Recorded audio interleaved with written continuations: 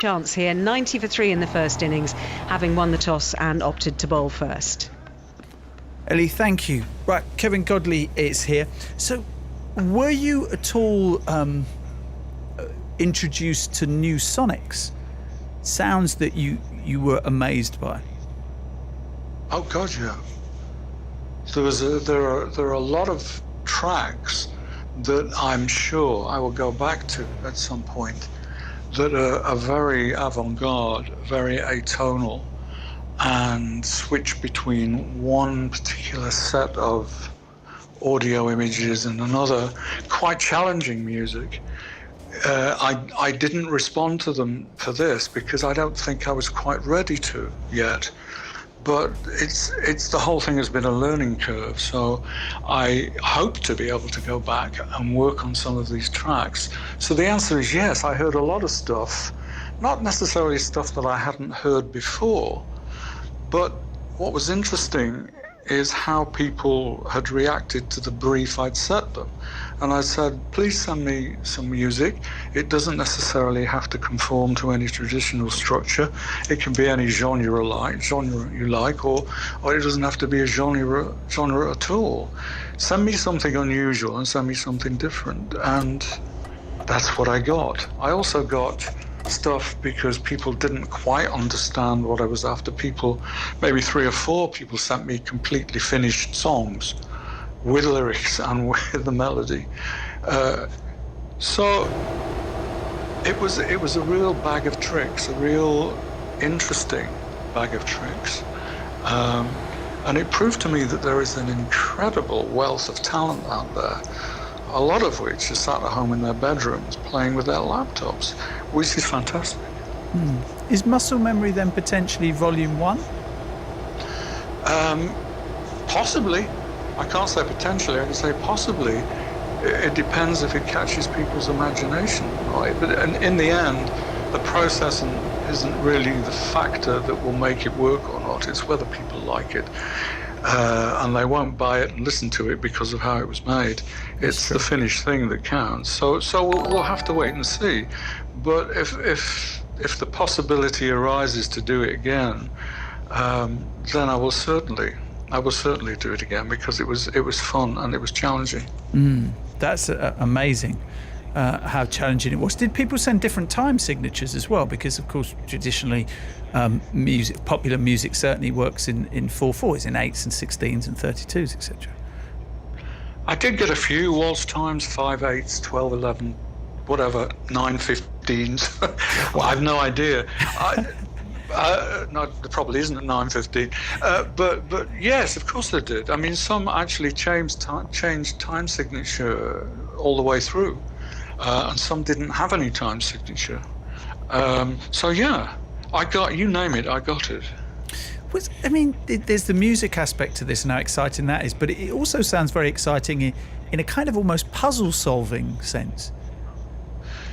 That's an interesting way of thinking of it. It's like a jigsaw puzzle. Yes. Yeah, it is. And that taps into what I was saying about structurally putting songs together and reacting to pieces of the puzzle at a time, not the whole thing. And then reacting to the finished thing as a puzzle. Yeah, that's a good observation. That's exactly what it was like. Where do you think your need to feel inspired by innovation comes from?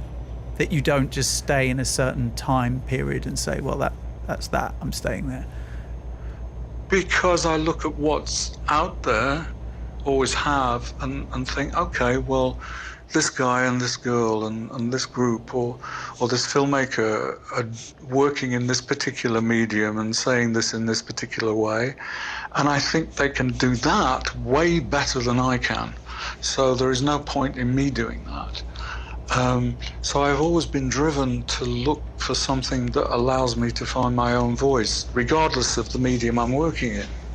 Brilliant. Kevin, it's been such a pleasure talking to you today. Thank you. Enjoyed it. We look forward to hearing the finished product. Kevin Godley there, of course, best known for 10cc and incredible music videos. The album Muscle Memory put a date, 17th of December, and releasing a new track every 2 weeks. The first today, Expecting a Message. Now we're expecting Drive with Tony and Anna. Yes, and we're here as ordered. Cheers, Nihal. Thank you very much indeed. Important moment possibly at 5 o'clock for the people of Leicester today. We're expecting a statement from Matt Hancock in Parliament. We'll bring you that live. We will. Ellie Oldroyd's at Old Trafford. We'll keep you right across to all the action in the second test against the West Indies. And is it the end of the road for the Northern accent? On digital, BBC Sounds, smart speaker and online. This is BBC Radio 5 Live. BBC News at 4 o'clock. This is Claire Runacres. The Russian government has denied accusations that it was involved in the hacking and theft of data from organisations trying to develop a coronavirus vaccine. The UK, US and Canadian governments have accused a group called APT29 of accessing computer systems and using malware to take files from infected machines.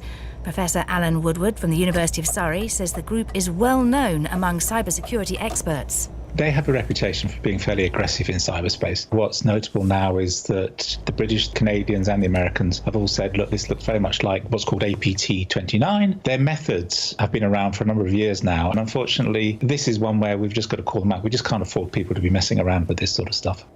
The long-awaited report on alleged Russian interference in British politics will be published by the Intelligence and Security Committee next week. A written statement's been published by the Foreign Secretary Dominic Raab, which says that Russian actors sought to influence voters during the general election by leaking documents about a planned trade deal with the US. The Home Secretary has said that allowing Shamima Begum into the UK would create a national security risk. The Court of Appeal has ruled that Begum, who joined the Islamic State group in Syria at the age of 15, can return to challenge the loss of her British citizenship. The government's chief scientific advisor has said the UK has not achieved a good outcome in dealing with the COVID-19 pandemic. Sir Patrick Vallance has been appearing before MPs on the Science and Technology Committee. He said he was sure mistakes had been made in the response to the crisis. It's very difficult to know exactly where we stand at the moment. It's clear that the outcome has not been good in the UK. I think we can be absolutely clear about that. British Gymnastics has confirmed that it will step aside and allow UK Sport and Sport England to co-commission its independent review into allegations of abuse in the sport. Just last week, it announced it had chosen a QC to run the review, but concerns were raised by the British Athletes Commission. Here's our sports correspondent, Natalie Perks. This is a big move by British Gymnastics after several gymnasts came forward with stories of mistreatment. Pressure had been steadily mounting, with some in sport questioning whether the review could be trusted. British Gymnastics confirmed in a statement that the decision was taken on Tuesday night to remove any doubt of its integrity. UK Sport, the funding body for Olympic sports in the country, said it's working closely with key stakeholders, including the Child Protection in Sport unit, to develop the terms of reference of the review to ensure it has credibility and the confidence of those gymnasts coming forward. Two of Johnny Depp's former partners, Winona Ryder and Vanessa Paradis, have said he was never violent to them in statements provided in support of his High Court libel claim against The Sun. The actor is challenging claims he had been violent and abusive towards Amber Heard during their marriage. BBC News at 4:03. This is BBC Radio 5 Live. On digital, BBC Sounds, smart speaker and online. Glasgow and the M8 Kingston Bridge. So just ahead of Anderston Cross at junction 19, a vehicle's broken down. So they've blocked off one of the lanes to recover the vehicle. The queues stretch back to junction 26 at Hillington. The A1M Doncaster bypass, and both directions are being held now. A lorry's on fire. It happened near Doncaster at junction 36. So 36 to 37, both directions of traffic are being held. The M62 in North Yorkshire on the westbound side at junction 34 at Selby. Another breakdown there at the entry slip road. It looks as though it's just on on there, but you can get round it.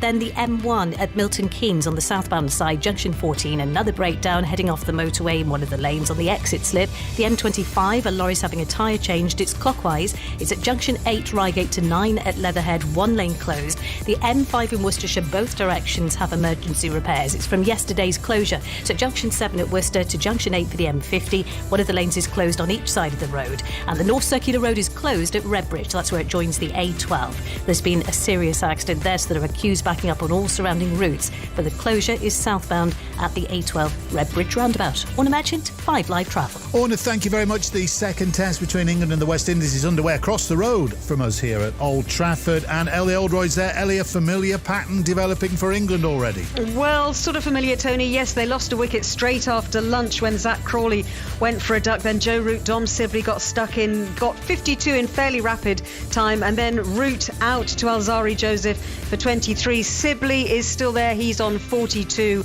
And Stokes is on 8. So things have slowed down since the dismissal of Joe Root. But England are 96 for 3. Here we go. Give it to them. The Premier League. Forward again by Hourihane, will break to Trezeguet, who slots it through the legs of Guaita, and the flag stays down, and Trezeguet doubles Aston Villa's advantage. Later today, from 6, Everton versus Aston Villa. And with an 8:15 kickoff, Crystal Palace host Manchester United. This is your football station. That's how it happens. This is 5 Live. This is BBC Radio 5 Live. Available on the BBC Sounds app. 5 Live Drive with Tony Livesey and Anna Foster. Hello. Good afternoon, everybody. Thank you for being with us.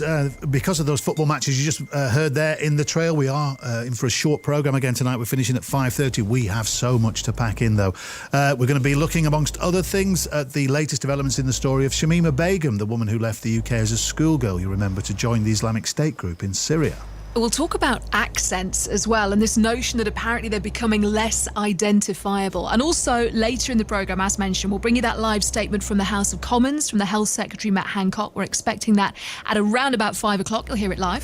First of all, though, Russian spies are being accused of targeting organisations trying to develop a coronavirus vaccine in the UK, the US and Canada. The warning comes from an international group of security services, including the UK's National Cyber Security Centre. I've been speaking to our diplomatic correspondent, James Landale. He gave me the details. Well, Tony, as you might imagine, around the world, anybody who is a scientist in government, they're all desperately trying to find a vaccine for coronavirus. And what the British government and the Canadians and the American governments are accusing the Russians of today is a systemic attempt to disrupt and target organisations that are involved in the development of those vaccines. What's happened is that an organisation called the National Cyber Security Centre, which is part of the UK Signals Intelligence, has put out a formal advisory about a group called APT29. Their nickname in the sort of hacking world is the Dukes or Cozy Bear. And the British government and other governments assess that these people are part of Russian intelligence services. And they say that there is a, quote, campaign of malicious activity ongoing, predominantly against targets which are government, diplomatic, think tank, healthcare and energy, all of them trying to steal valuable intellectual property. It's a serious, very serious accusation. What have the Russians had to say, James? Well, the Russians, not surprisingly, have been quick to respond. The President Putin's spokesman, Dmitry Peskov, has said, look, that they don't have any information about who hacked into pharmaceutical companies, but he says, look, we can say one thing, Russia has nothing at all to do with these attempts. We do not accept such accusations, he said, and they were, groundless accusations. So pretty flat denial from the Russians, as one might expect. And elsewhere today, James, accusations from the Foreign Secretary Dominic Raab that the Russians were involved in influencing the 2019 UK general election. Yeah, well, Tony, if you remember, back before the general election last autumn, a document was leaked about UK-US trade negotiations. And Labour used it during the election campaign to raise questions about how the NHS would be treated during any future trade deal with the United States. There's quite a controversy about it. Jeremy Corbyn, the then Labour leader, sort of waved the documents around across the dispatch box in the House of Commons. but it was never clear where these documents had come from. It emerged on the Reddit social media site and then sort of languished for a bit and before it got picked up again.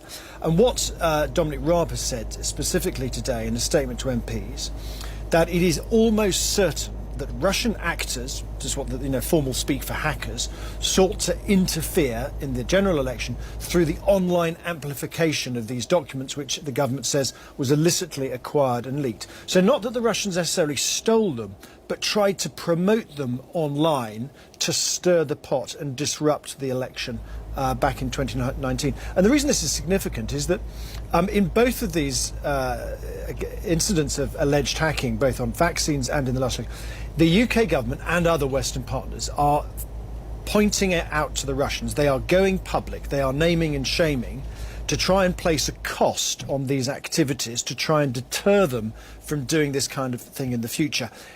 Some might also say it's a warning to the Chinese to say, look, relations are not good at the moment. If the Chinese try and do any kind of cyber attacks, the UK and other governments will call them out publicly too. And James, how does all this feed into this report from the Intelligence and Security Committee that's due to be published next week into Russian interference previously? There is a big question. So the new National Security Committee in the House of Commons is being formed at the moment. They've suddenly decided they are going to publish this their own report into allegations of Russians' interference in UK politics. I have to say that's quite dated now. We're looking back to 2018 and earlier. It's been delayed and sat on by government for a long time. There are some people saying, why is the British government suddenly coming out with all these allegations about Russia just when this Russia report is about to be published? I have to say the sources I'm speaking to in government are categorically insisting there is no timing. It is purely coincidental that these things have all come out at the same time. But it certainly means that the focus at the moment is very, very much on Russia at Westminster. I was going to say at Westminster. Not everybody is at Westminster. They're dispersed. There are some people at Westminster. But certainly the political focus now is very much on Russia interference in the UK. That is our diplomatic correspondent, James Landale. It's Drive on 5 Live with Anna and Tony, 11 minutes past 4. Before we talk about accents, let's head to Old Trafford. It's the second test, England and the West Indies. Ellie Oldroyd. Elliot, you're so close. You could almost throw a slice of your lemon drizzle out of the bio-sealed bubble and we could almost catch it. I know. I tell you what, there's cake controversy here because we're not allowed to get cakes from listeners because normally on Test Match Special, we thrive on listeners' cakes, but because we're not allowed to bring things into the bubble from outside, I mean, we're allowed to make cakes and bring them in. So I made a lemon drizzle cake, which is Michael Vaughan's favourite. Which is splendid. Which is very nice. But then Alistair Cook has upped the ante by bringing carrot cake and chocolate brownies made, he claims, by his 3-year-old daughter Isabel. And the view seems to be that my lemon drizzle cake has been thoroughly knocked out of the park by the youngest member of the Cook family. But I don't. Carlos Brathwaite sitting alongside me, West Indies all-rounder. I don't want to drag you into this debate because clearly you're sitting next to one of the bakers involved. But what's your verdict? And be careful what you say. I lost 1 kilo in Southampton and. On the evidence of that brownie, I'll be putting it back on, and a few more. Yeah, okay. All right, well, let's leave the cake and talk about the cricket for the moment, because that's why we're here. Anna, as I'm waving at you from where we are, you can probably almost see me wave. England are 100 for 3 under very gloomy skies at the moment. The floodlights are really playing quite a strong part in this, which makes me wonder whether we might get a break for bad light at some point. But England have lost the 3 wickets of Rory Burns, who was out just before lunch for 15, then Zach Crawley out just after lunch for a duck. Successive balls, so Roston Chase, the spinner, was on a hat-trick. And then Joe Root just getting set when he just edged one to Holder off the bowling of Alzari Joseph for 23. That was 81 for 3. So do you think, in the end, Carlos, the fact that Jason Holder, winning the toss, decided to bowl first, will this have been what he would have expected at this stage? No, definitely not. It's a good position to be in, 100 for 3, but on the performance itself, the bowlers were wayward to begin with. He's lost Shannon Gabriel, who was the man of the match in the first test.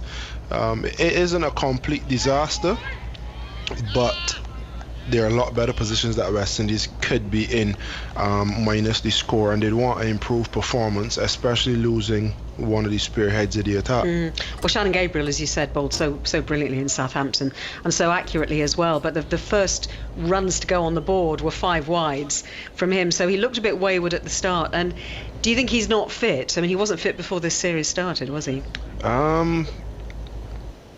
Not fit and not fit enough for this game. I don't even know what the correct term is, but I know that after bowling 35 overs in the first test, the next day driving 5 hours up to Manchester, it would have been difficult for him to get enough miles in his legs in those 2 days and balance that with getting enough rest to be ready. And on the evidence of the very first ball, which easily could have been a wide as well before the 5 wides, he really wasn't at the races. And I mean, I feel for him and his body, and for persons who don't understand the magnitude of how tough it is to play back to back and have that long drive.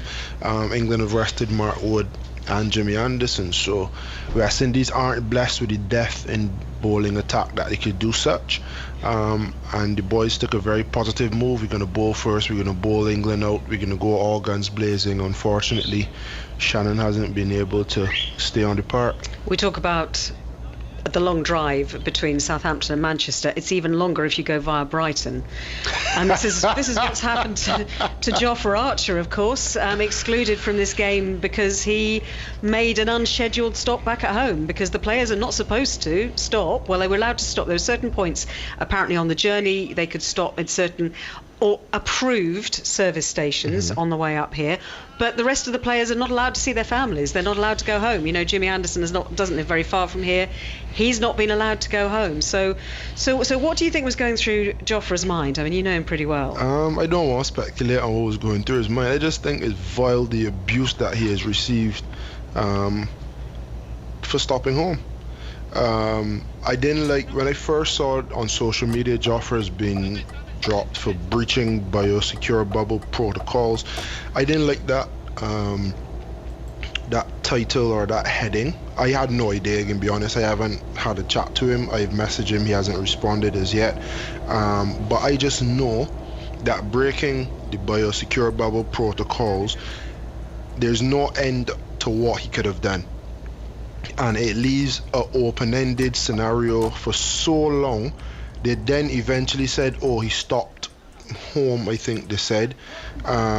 So you don't know if he spent the night. You don't know if he drove up the day before. So they haven't clarified everything that's happened. And don't get me wrong, this is me basically saying Jofra should have been dropped. Categorically should have been punished. I don't even think, if I was in the situation as captain or coach or manager, that he would play in the third test either. But stick a pin, he stopped home. Did he breach the protocol? Yes. Is he wrong? Absolutely. Should he be punished? Definitely. But then some of the abuse that he's received is as though he committed a crime, planned a terrorist attack. There are transgressions and there are sins, and if I steal a penny from you as opposed to robbing a bank, both are wrong, but the magnitude of the transgressions made very, very different. And I just feel as though the way they put out the first and the second statement left it open-ended. Obviously, Jofra and the media / John Public have a very fractured type of relationship already. I mean, I completely get what you're saying. I mean, I think you're right. You made it absolutely clear that you think he should have been punished. And one of my first reactions was to look on Twitter to see what people were saying. But Twitter is not everybody, I don't think. I think we need to understand that. But I completely get that. You know, of course, the reaction to him doing that. Do you think that the reaction to him stopping home, breaking the regulations, is more extreme than if it had been Sam Curran or Mark Wood, for example? I don't even want to say it's because he's black or say it's because of his race. I don't think it's that. I just think, and you would have seen it with Kevin Peterson as well, who's a white player. There are different personalities, there are different characters. You can't all bat like Dom Sibley. You can't all be passionate and play the game like Ben Stokes. There are different characters, there are different personalities that make up a squad. Jofra is the type of personality that is expressive, not even really outgoing, because Jofra loves home. But do you think he's just a bit not kind of tuned into what everyone else is tuned into? The fact that he maybe just didn't kind of quite realise what the rules were, even if he'd been told. No, I don't want to make any excuses for him. The West Indies boys have had to be here for 3 weeks before they play the game and locked up at Old Trafford. So I'm not making any excuses for him, but for me, I guess I try to ramble and try to find the right things to say. If he does that, one, he's wrong. But how do we get out to the public that he's wrong? If they had made a statement and said, Jofra Archer diverted en route from Southampton to Manchester, stopped home, as a result brought biosecure bubble protocols and has been dropped, then that is loaded with exactly what happened. If you say he just broken biosecure bubble protocols, then what has he done? And it leaves people to speculate, and the first thing when it comes to Jofra that will be speculated is something negative. I saw newspaper articles back with photos from him last year at Carnival. If you're at Carnival, what do you expect me to be doing? Not partying? Not. I think maybe if they'd made it absolutely clear at the very start what he would have done, the reaction might have been very different. Look, Carlos, thank you very much indeed. Should just say that Dom Sibley's a lucky boy, because he was nearly caught forward short leg. It was absolutely shelled the catch just now. So he is still there on 46. Stokes is on 8.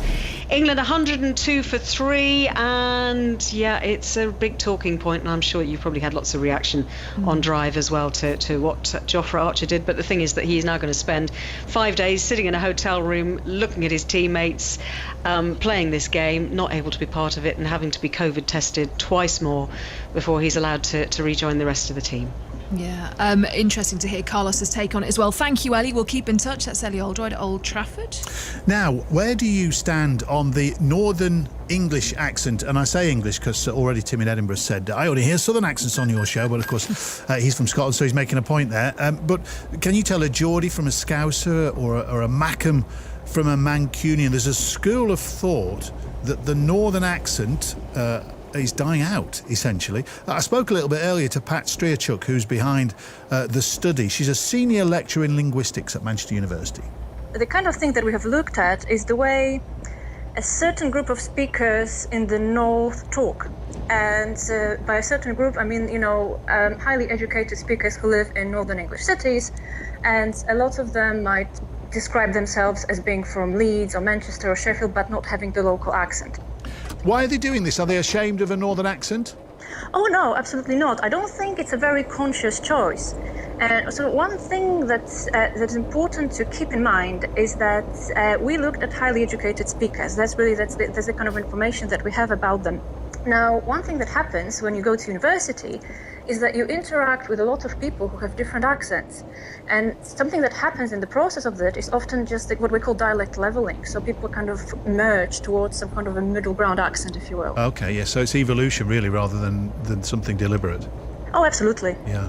But however, living amongst Northerners, Pat, these accents still exist, don't they? Because I know people now don't see them as pronounced as before, but for example, I come from Burnley and I can tell someone who comes from the next door town of Blackburn that we have different accents. So on a local level, they're still prevalent. No, absolutely. I mean, you're completely right. And I really want to stress that we're not making a statement about everybody in the north. We're looking at a kind of specific type of person.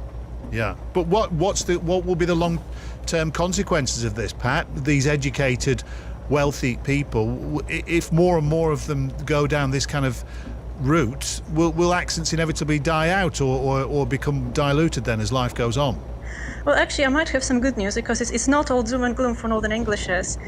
Looks more like the way the accents differ is shifting, and it's not quite the case that everyone is speaking the exact same variety. I suppose it's inevitable as the world gets larger, because it's a desire to communicate, isn't it, Pat? I mean, my grandma used to say water, but you wouldn't get very far, would you, going around the world saying, can I have a glass of water?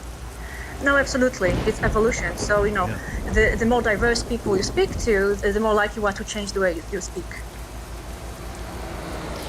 It's interesting, isn't it? I mean, we put this to the test. So we got together some typical accents from past and present to see if you can hear any changes in them. First up, it's Leeds. You've had great seamers, all-rounders, good batsmen.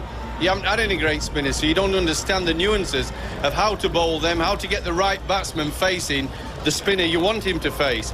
My mum didn't have a babysitter one night for me and my brother, and they had an after-school boxing class on at the same time she was working out, and took me and my brother to that, and I absolutely loved it. That was Geoffrey Boycott, followed by Nicola Adams. Let's have a listen to the Scousers now. There's plenty of things I care about, but all the things I'm known for not caring about are things that a lot of people don't care about, and it's usually, a certain type of person that cares about them. You can't have your iPad, you can't have this, and then people just come home and just totally undermine everything I've done. You see, I haven't got it written down. No, that was John Lennon. Who was the second one? It sounded like Abby Clancy. Yeah, was it? Yeah, good, I guess. Yeah. Impressive. Let's have the Geordies. I went into one pub, I says, tonic water. She gives a glass of whiskey. I says, what's this for? She says, your first foot. But my friend said to me, just get some exercise equipment. If you buy it, you've got it at home, you'll use it all the time. And I thought, bless her cotton socks, she's got no idea. That's not how it works at all, is it? That was Bobby Thompson, followed by Sarah Millican. Who is a sand dancer like me, by the way, not a Geordie. Which what? If we're gonna split hairs, she's from South Shields. Oh, right. Sarah Millican. Okay. Yeah. Well, you see, that's it. We can't recognise that. We can't distinguish if you're not from that neck of the woods. Lump them all together, yeah. Here, with the glorious Fred Dibner and Vernon Kayes, how Bolton's changed. And he explained to me with a piece of chalk on the cobblestones in a mill yard in Bolton how you put the ladders up and how you put the staging up round the top of a chimney. Can you imagine if you could vote to loosen the strings on a racket or make the balls a little bit heavier or lighter for one serve or maybe two serves? That would be hilarious. Do you know the thing? I'm going to sound snobbish now, but I didn't go to university, all right, so that's the platform I'm coming from. But the study says it's those that have gone away and educated themselves to a certain level who are giving up on the accents. And I don't know whether Abby Clancy, Nicola Adams, Sarah Millican or Vernon Kay have been to university, you see, so whether they were classic examples. Well, you see, though, I did, but I went to university in the northeast, yeah. So it shouldn't have made that much of a difference. I've never really had, mine's kind of soft, like very soft northeast. There's only certain words. Very and soft? certain flat... You well, don't sound like anything like Sarah Millican. Well, that's what I mean. No, exactly. There's only certain flat vowels, odd little things that give it away. But most of the time, mine's fairly nondescript, actually. But it always was. Even when I was a kid, it always was. It is interesting. What I'd like to hear from people is, have you deliberately tried to eradicate your accent? I don't really. I mean, my mates say I posh it up for the radio a little bit, but I'm still pretty Burnley through and through. So, and I've no desire to change that. But have you, for work, for just social life, for when you went to university, what was the reason you did that? How did you soften your accent? Let us know your stories. I'd love to hear those, please. 85058 at BBC 5 Live. Now, it's 4:26 on Drive. Shamima Begum has won the right to return to the UK to challenge a decision to strip her of her British citizenship. She was, you'll remember, one of 3 schoolgirls from East London who ran away to join the Islamic State group in Syria 5 years ago. Her citizenship was revoked last year on security grounds. And here is Shamima Begum talking to the BBC from the camp she was found in at the time. I will admit I was the one that made the choice. Even though I was only 15 years old, I do have, I could make my own decisions back there. I do have the mentality to make my own decisions, and I did leave on my own, knowing that it was a risk. But yeah, I will admit it's my fault right now. I just want forgiveness, really, from the UK. Like everything I've been through, I didn't expect I would go through that, and losing my children the way I lost them. I don't want to lose this baby as well, and this is really not a place to raise children, this camp. Not maybe temporarily, but not permanently. If the Islamic State hadn't fallen, if they hadn't been defeated, would you have stayed? No, probably left. That was Shamima Begum talking to the BBC's Quentin Somerville. Well, a Court of Appeal says it made the decision because Shamima Begum had been denied a fair hearing and couldn't make her case while she was in the Syrian camp. The Home Office has said it's bitterly disappointed and will apply for permission to appeal. Well, Rosalind Coleman is a policy and campaigns officer at the human rights organisation Liberty, which intervened in Shamima Begum's original appeal. Good afternoon. Good afternoon. We heard in that interview there, and she was very honest at the time. And part of the problem for some people is that she did say there that she had agency. She made her own decision. And as far as she's concerned, she wasn't led into it by somebody else. Well, that's a point that the court actually addressed directly, and it was an argument the government leaned very heavily on. But the court said, the circumstances in which she left is irrelevant to the question of whether you can have a fair and effective appeal. And the court said they'd be very uneasy about adopting a course which in effect involves deciding that a 15-year-old schoolgirl left of her own free will in circumstances where one of the principal reasons she cannot have a fair and effective appeal is because she can't, speak to her lawyers and provide proper evidence, really cornerstone principles of the rule of law. And these are principles which protect us all. So what this judgment is saying is that the right to a fair and effective appeal, the right to have a fair trial, is something that the government of the day can't just take away on a whim. Sajid Javid, who's a backbench MP now but was the Home Secretary that made this decision, has released a statement today. He makes a variety of points, but one that I think is particularly pertinent is he says, regardless of the final outcome of the case, once Shamima Begum has come from Syria to the UK, it will prove, in his words, impossible to subsequently remove her. That's something that the court considered, but the court said that it's unthinkable that when we've concluded that she cannot have a fair and effective appeal while in the camps in Syria, she simply can't be forced to continue from that camp. And that's because the right to a fair trial is a fundamental principle of our justice system. On that point, though, on that specific point, once she's in the UK, it will, won't it, prove impossible to remove her again if she loses? Well, the government, when she comes back to the UK, the government is currently appealing this, but if Shamima Begum does return to the UK, as this judgment says she must in order to have a fair and effective appeal, the government then has a range of tools at its disposal, including the criminal law, that it can and should use to deal with those that it suspects of being involved in terrorism. But it's already been, though, pointed out that the level of evidence required just probably won't be enough to secure a conviction for anybody who was involved in potential crimes in Syria. These are fundamental principles of our justice system, that the government has to prove that you have committed a crime to convict you. And it's really difficult to fathom how we're kept any safer by effectively exiling Shamima Begum rather than allowing her to return, questioning her, investigating, and if necessary, prosecuting her. And of course, it also doesn't allow the government to understand how we've gotten to this point, how this was allowed to happen. So this case is really an example of the government taking a reactionary decision, wielding one of its most draconian powers available to it, and then fighting tooth and nail to erode principles which protect us all, like the rule of law, and protect us all from government excess, when someone has tried to challenge that decision. Rosalind, thank you. Rosalind Coleman, who's a policy and campaigns officer at Liberty. Sam Armstrong is from the Henry Jackson Society. It's a think tank that describes itself as exposing threats to security and democracy from extremism. Good afternoon to you. Good afternoon. As Rosalind was saying there, this is a fundamental part of our democratic process. So why should Shamima Begum be excluded from that? Well, look, Parliament passed a law, that's a democratically elected Parliament, that enabled the Home Secretary to remove people from the country and remove their citizenship in this case, from those people who act in a way that seriously harms the UK's interests. Nobody I've heard today is suggesting that what Shamima Begum did when, let's be clear, she ran away, she joined a terrorist country that was determined to destroy the UK. Group. I think calling a whole country a terrorist country is a little unfair. It was a terrorist group. Well, let's be clear. Islamic State was attempting to establish a country. That's what it was attempting to do. They believed that their perverted interpretation of Islam was the grounds for forming a country. That's what she sought to do. She acted in a way that was seriously prejudicial to our interests. The Home Secretary made a decision, and as you've rightly pointed out, the logic of the court's decision is that Shamima Begum will be back walking the streets alongside potentially up to 150 others who are in cases like hers.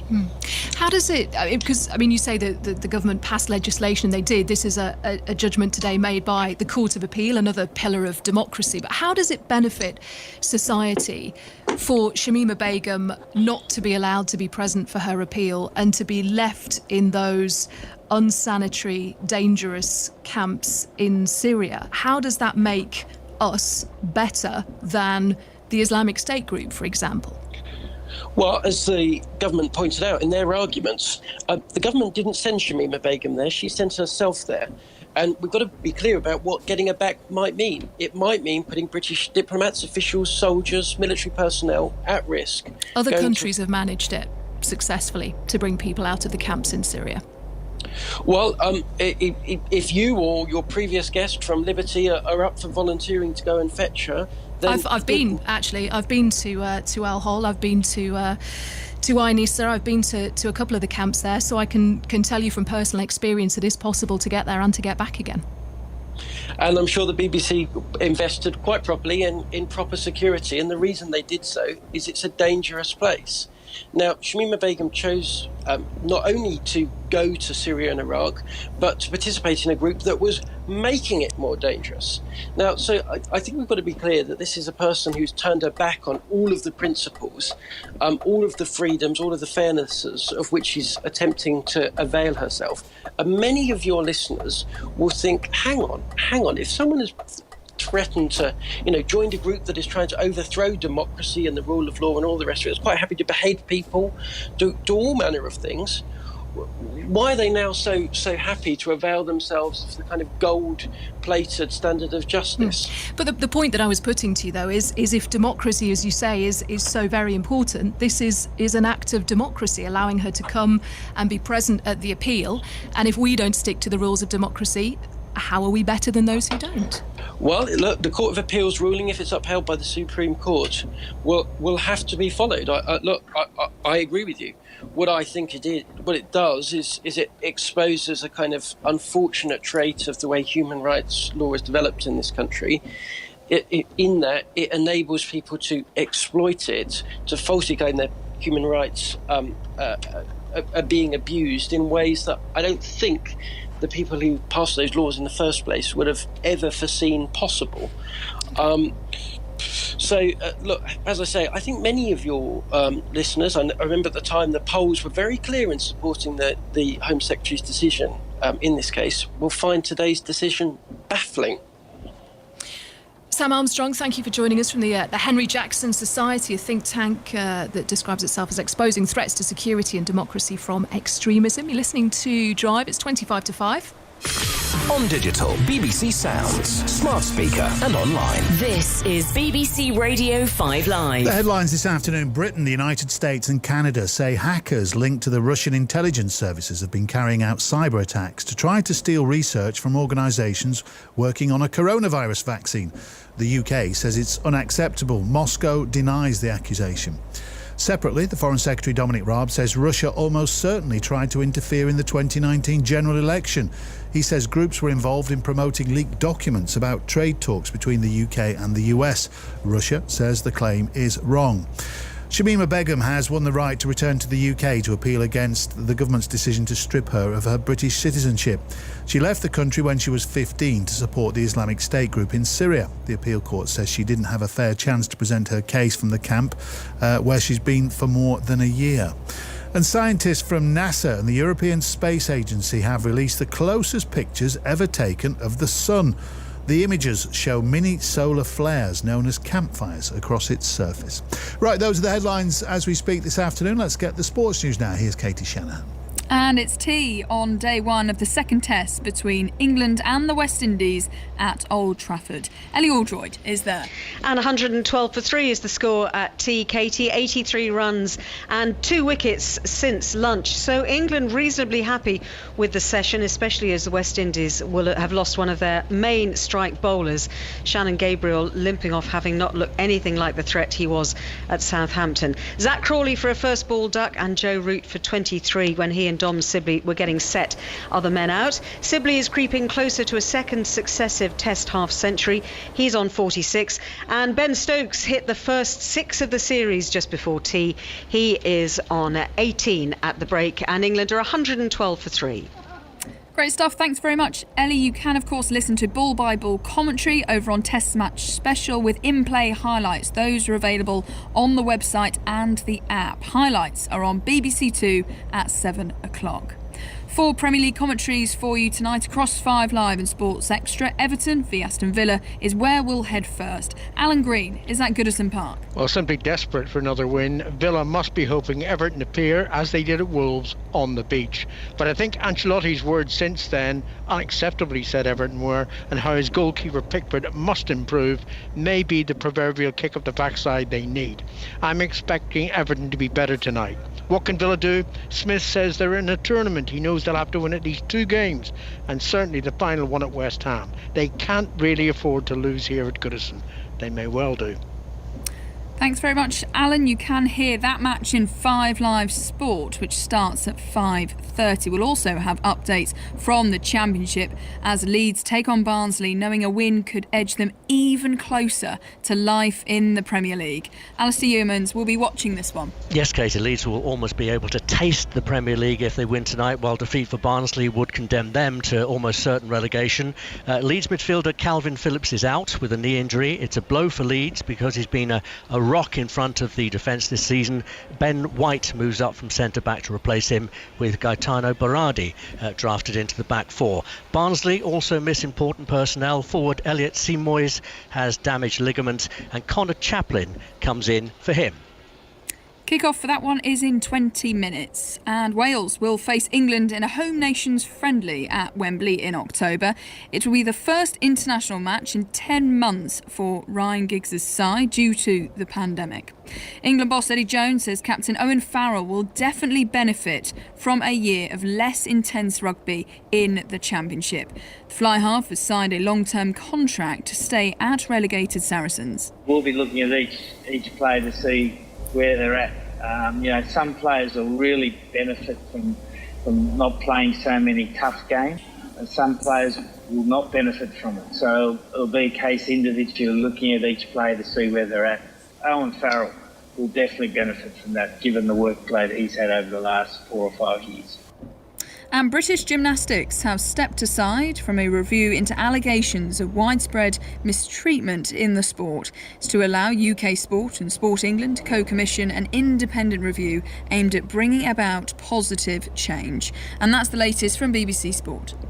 This is BBC Radio 5 Live on digital, BBC Sounds, smart speaker and online. The M8 in Glasgow, and there are 2 problems on the eastbound side. First of all, at the Kingston Bridge, so that's at junction 19 Anderston Cross. A vehicle's broken down, blocking one of the lanes. Queues backing up to Hillington at junction 26. And then in those queues, there's been an accident. It's already been moved to the hard shoulder. The vehicles are there now. But again, the M8 eastbound at junction 25 Cardonald, just near the Clyde Tunnel. Now, the A1M in Doncaster, so that's at the bypass, the northbound side between 36 and 37. What's happening there is they've closed the motorway. So a lorry caught fire. There has been drifting smoke as well. Trap traffic is going to be released shortly, but those queues is back to the M18 now, so that's back to junction 2, and it's causing major problems there through Doncaster as well. The A630 keeps coming up.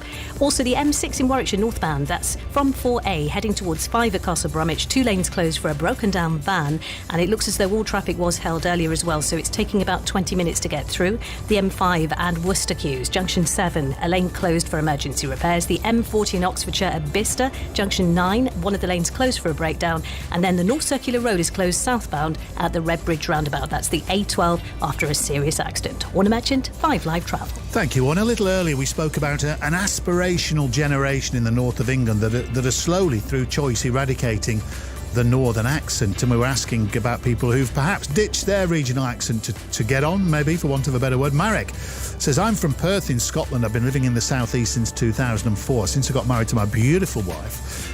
We've got 2 children born in Essex. So when we order a takeaway in my Scottish accent, the order was always wrong, and I mean wrong in a big way.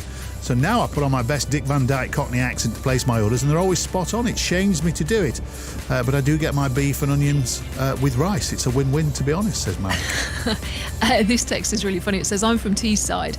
I went to Thames Polytechnic, now the University of Greenwich. I lived in student digs with a Welshman, an Irishman, a Cockney and a Scotsman, which sounds like it's going to be the opening line to some kind of joke, doesn't it? But he says, this is from Andy, he says, I came home every summer with a different accent and my mates all took the out of me until I reverted back to a northeast twang. Having said that, my husband is also from Teesside, and he says he was told not to say pua, mua and shua because nobody understood it. Yeah. It's more, poor and sure. A lot of people... I'm sure that's more understandable than saying shua. A lot of people having a go at you, Anna. Really? Well, one. Makes but, a change. but saying, because we tried to put... So Jeffrey Boycott, first of all, he's not from Leeds, he's from Barnsley, someone's saying, because we have those clips earlier on. A lot of people pointing out Bobby Thompson wasn't a Geordie, he was from Sunderland. Susan in Newcastle. He was a little waster, Bobby Thompson, yeah. They said you should have spotted that. Well, I'd just like to say I didn't compile them, but... No. Right, very finally, just for now anyway, an accent can be interchangeable, can't it? I think that's what I do anyway. I kind of posh it up a bit, as I said on the radio, and then go Depends on. if you're in a taxi or not, I always think. Yeah. I always think everybody's real accent comes when they're at home in a taxi. Kevin says, as a child I spoke with a real Brum accent, but my parents sent me to a public school and then I had to learn with a posh accent, but I still love and use the Brummie accent when I meet other Brummies. Well, it's safe to do so, I guess. Right, keep your text coming in, please, 85058 at BBC 5 Live. 5 Live Breakfast. Cricket is back, and today, the reason I've gone is just because I've opened up some breaking news. I was going to tell you about the second test starting, but breaking news from the England cricket camp is that Jofra Archer has been excluded from the second test against the West Indies because of a breach of the team's biosecure protocols. Chris Latcham, have you got any more details on that? He's going to have to commence 5 days of isolation. He's got to go under 2 COVID tests in that period, which then have to test negative before his self-isolation period's lifted. 5 Live Breakfast. Back tomorrow from 6. This is BBC Radio 5 Live. Available on the BBC Sounds app. 5 Live Drive with Tony Livesey and Anna Foster. They're just coming out from tea at the cricket, so we'll keep you updated on that as we go along. This week on Drive, we've been talking about the BBC's new free website for parents and carers of children aged 4 and under. Tiny Happy People provides easy tips, games, exercises that are aimed at helping very young children develop their language and communication skills. Yesterday, you may remember, we focused on nursery rhymes. Today, we're looking at the importance of risky play. Gaynor Rice is the author of We're OK with Risky Play, and so therefore is the perfect person to tell us. Hello, Gaynor. Hello. What it is? It's something I've never heard of it. What is risky play? Risky play is basically play that pushes some boundaries. It's about giving children opportunities to play that maybe take them a little bit further than our sort of health and safety conscious minds and practice want us to do, in day-to-day life. So, for example, if we're doing cooking with children, our inclination is to want to keep them away from the sort of sharp objects and the hot things. And our book about embracing risky play is really about encouraging children to learn to take risk in safely and learn how to manage it, so that rather than avoiding these sorts of things, they're actually learning how to keep themselves safe. Ultimately, there's a strong belief that having some level of risk in play, and therefore in our lives, encourages the development of resilience, and this has got strong links to building confidence and self-esteem and to mental well-being, and the implications of that as children go through childhood into young adulthood and beyond, go without saying. I can almost imagine and hear our listeners now texting in some of the games they used to play as children and saying, why have we stopped playing these games? You reference health and safety there. Can we start to do that, Gaynor? Safety? I mean, British Bulldog springs to mind, where about 50 kids charge just one child tasked with catching some. Can we start that thing all over again? In terms of actually what's permissible, schools' educational settings will have their own policies. I'm not here to sort of say what they should or shouldn't include in those. In the book, what we provided was a range of activities that can be incorporated particularly into early years settings when children, the youngest children who are learning, and used in the home to sort of, as I said, safely enable children to explore what risk is, what it means. All right, to stop us all imagining you kind of juggling with fireballs then, what just give us a few examples of what children can do? Okay, well actually fire is one of the activities that we talk about. Having a fire pit, encouraging children to maybe cook marshmallows, learning how to actually start a fire. A lot of the risk-based play activities have developed out of Forest School, which is a way of educating children that's becoming more and more widely available in schools and settings across the country. So fire is one of those. I think you just said they're helping a child learn how to start a fire.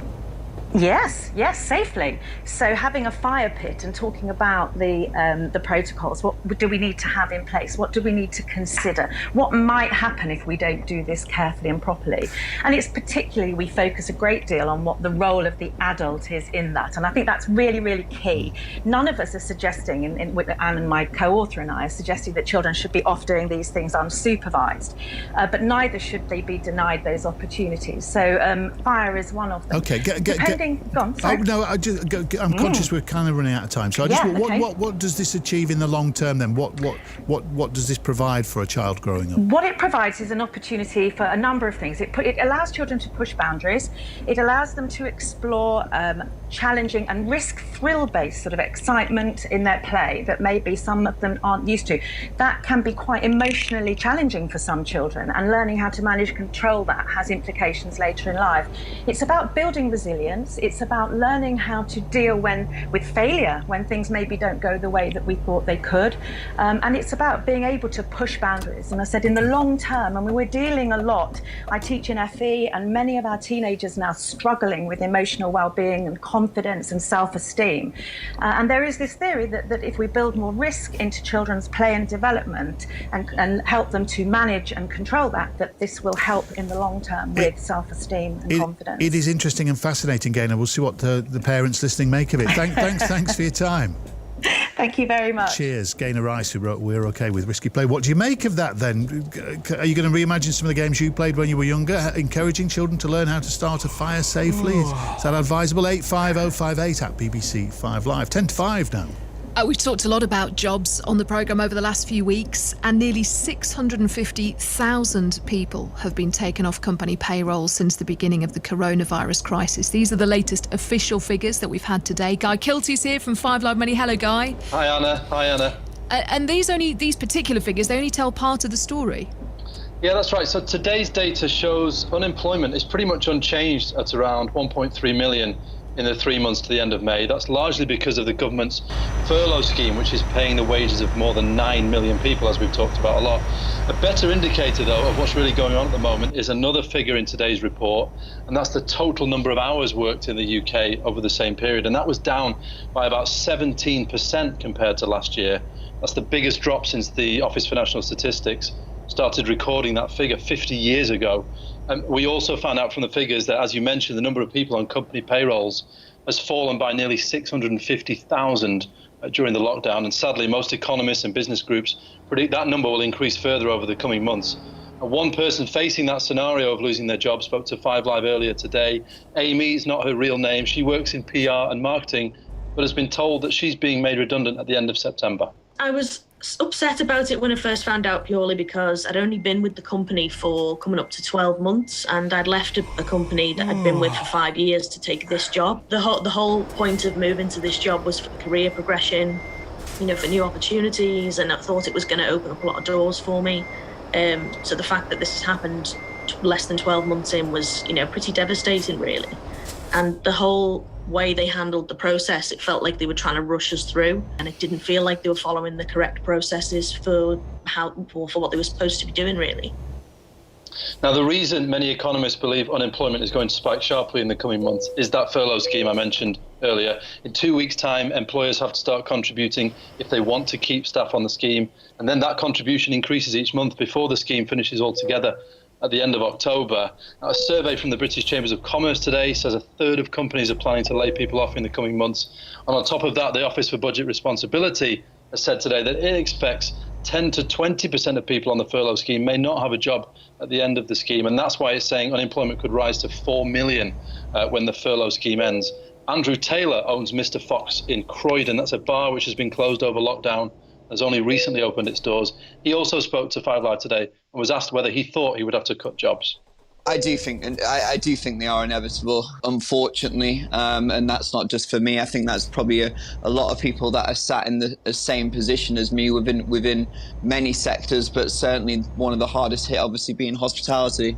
We're a town centre pub, which normally would be a capacity of around 400. We're now limited to 120. If the restrictions aren't eased and trade doesn't improve, then essentially we're going to be in that boat where we are going to have to reduce the number of staffs that people we employ, which would be a massive shame. So Anna, today we're really starting to see how many jobs have been lost so far, but it's as the furlough scheme winds down, we'll get to see the real picture in terms of how many jobs in total will go because of the lockdown. Thank you, Guy. Guy Kilty from 5 Live Money. Somebody texts to say, if that's your posh accent, Tony, God knows what your normal accent's like. That's the one you do on the phone, isn't it? Your normal accent. When I hear you on the phone sometimes. I think Famously I once interviewed my sister and I went very Burnley. Well, we should both do a regional accent show because I do put an accent on for the. This is my posh voice. What's he on about? I probably do sound more South Shields if I'm there, but I can't. I don't think I could do it to order. I think I'd probably get there if I was surrounded by others, by fellow sand dancers. Yeah. Okay. Well, something to think about. See, I'm halfway there already. Just a quick reminder, we're off at 5:30 tonight. There's Premier League football on the way. We've got Everton against Aston Villa at 6, then Crystal Palace against Manchester United from 8:15. The Test match currently is over on 5 Live Sports Extra, and when that's done, it's the second half of Leicester City against Sheffield United. Really intriguing match at the top of the Premier League. So good, a lot coming up after we've gone at 5:30. Now, we've had some business gloom a moment ago. Let's talk about some good news, shall we? Today on 5 Live, we're looking at how our relationship with technologies developed through lockdown. It's called Summer of Screens. Parents perhaps are worried about their children spending more time online, school lessons, Joe Wicks, etc., all that kind of thing. But what about adults and the way that they've adapted? We're going to speak to 2 sisters now who've both set up companies online during lockdown, Leah and Sophie Sigsworth, who join me now. Hello, you two. Hiya. Hello. Leah, I'll start with you. You're making your own jewellery and selling that online. How's it gone? I am really good. Selling it on Instagram, and it's just gone amazing. I've got over 1,400 followers on my Ethereal page. Yeah, it's just amazing. How do you even begin? Because there'll be people who make jewellery, people who can use the internet. Where do you begin to build a business like this? What's the first thing you do? I mean, I've been open less than 6 weeks just, and I posted a picture of some jewellery I've made one day and it just went mad from there. All my friends started sharing it and so on and so forth. And, the power of social media is just amazing. And Sophie, you've gone down a similar route using technology, but it's baking that you're interested in. Yes, yeah. We were selling brownies and we kind of went through Facebook and contacted. We started with friends and family first, like contacting people we know. And then we put it out there more and like more people were buying off us, wasn't it? It was crazy. Are you both massive budding entrepreneurs or is it just something to fill the time while you're in lockdown? How do you view it? Well, I do business GCSE and going to do business A-level. So, I mean, I guess I am quite a bit of an entrepreneur, but I'd like to carry on at university. That would be great for me financially, obviously. And I do donate a lot of money to charity, so that's also nice. But we will see how it all goes. Do you get any stick from parents about spending too much time on your screens, that kind of thing? Come and talk to the family over dinner? Well, our dad is a bit funny about us being on our phones all the time. However, my mum also owns her own business and she does a lot on the phone. So she sees it all the time. And they're both great. They're both supporting us and pushing us to do it. If it's for work, they don't mind so much. Yeah, but obviously you two lie all the time when it's not for work. You tell them it's for work, surely. Sure. Yeah. Okay, well, Leah, how much are you, I'm not asking give me the pounds and pence, but are you making decent money from the jewellery? Yeah, I mean, last month I donated all my profits to Black Lives Matter, so I donated just over £1,000, which is amazing. And then obviously I've only been open kind of a week and a half this month, if that makes sense, because I've been open 5.5 weeks. And I mean, it's great. Basically, yeah, it's really good. Yeah. Sophie, so what about you then for the next few weeks? What you've done the brownies. What's next on the agenda? Well, currently I'm just focusing on my work for school because I don't want to fall behind. So they've sent us some A-level work. So I'm not doing anything right now. Pesky school. But I'm going to go back and hopefully do some more brownies and sell some more stuff. Yeah. Well, it's great how you've adapted to lockdown. Really nice to speak to you both. Good luck for the future. And you. Thank you so much. Cheers. Bye-bye. Bye-bye. That's Leah and Sophie Sigsworth there who are making the most of lockdown and making the most of technology, which is great. We're talking, amongst other things, about accents. This texter says, we used to order at a drive-through in an accent. We'd use Scouse at the first window and then Scottish at the next. I don't know what that quite achieved. And also we're talking about risky play. What do you make of that? This text here from Louise in London says, Gain is absolutely right. If you continually stop kids from potential risk, then you potentially create an insecure person, never being able to experience life in a first-hand way. I was slightly alarmed when she said teach them how to set fire to things. Well, I don't know, that felt a little extreme. Although Jade in Devon makes a good point. She says, I worked at the National Trust 10 years ago and we started to take away the signs that said don't climb on trees. We wanted children to learn that there are risks involved with climbing trees, and if you fall, it'll hurt. Which is a good point. I suppose you've got to learn these things somehow, haven't you? Once you've done it once, you don't do it again. What kind of things did you get up to as a youngster? Do let us know, and we'll see if it's adaptable to modern life. 85058 at BBC 5 Live. Right, we are going to go to the news, but don't forget we're expecting a statement from the Health Secretary Matt Hancock, an emergency statement, potentially about Leicester, but other issues too. As soon as he gets to his feet, we will go to that live. If we have to interrupt the news, we'll bring it to you.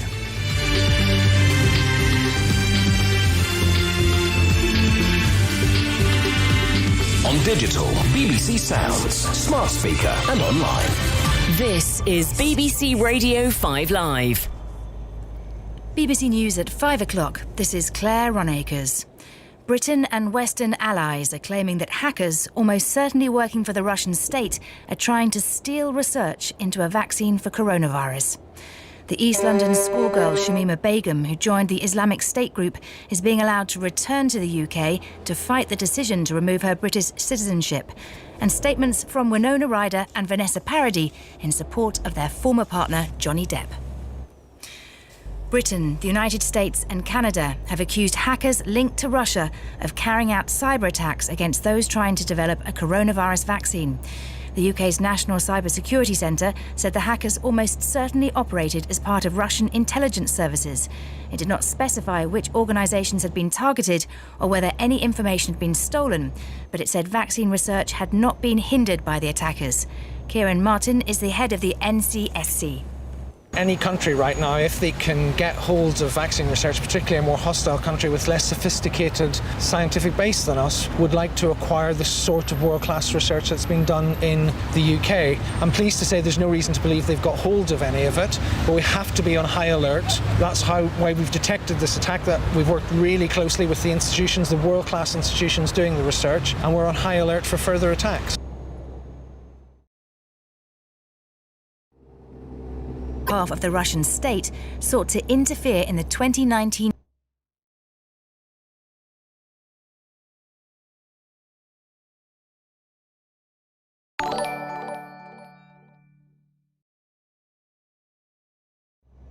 at risk from a post-Brexit trade deal. Another 66 people who've tested positive for coronavirus have died across the UK. The total now stands at 45,119. The government has said it will seek to appeal against the decision to allow Shamima Begum, a schoolgirl from East London who joined ISIS in Syria, to return to Britain. The Court of Appeal said the only way Begum, who's now 20, can effectively challenge the Home Office's decision to revoke her British citizenship is if she can return to the UK. But the former Chief Constable of Greater Manchester Police, Sir Peter Fahy, said it would set a worrying precedent. It's a real can of worms. And the fact is, I think the main headache will be it's not just her, it's the implications of this case on so many other people who are in a similar position who've had their nationality and citizenship removed because of violent extreme activities supporting ISIS. Two of Johnny Depp's former partners, Winona Ryder and Vanessa Paradis, have said he was never violent to them in statements provided in support of the actor's libel claim against the publisher of The Sun. The actor is suing News Group newspapers over an article which referred to him as a wife-beater. From the High Court in London, Lisa Mzimba reports. Winona Ryder was Johnny Depp's partner for 4 years in the late 1980s and early 1990s. In her witness statement, she said that while she didn't want to call anyone a liar, from her experience of the actor, it was impossible to believe the allegations of violence that have been made against him.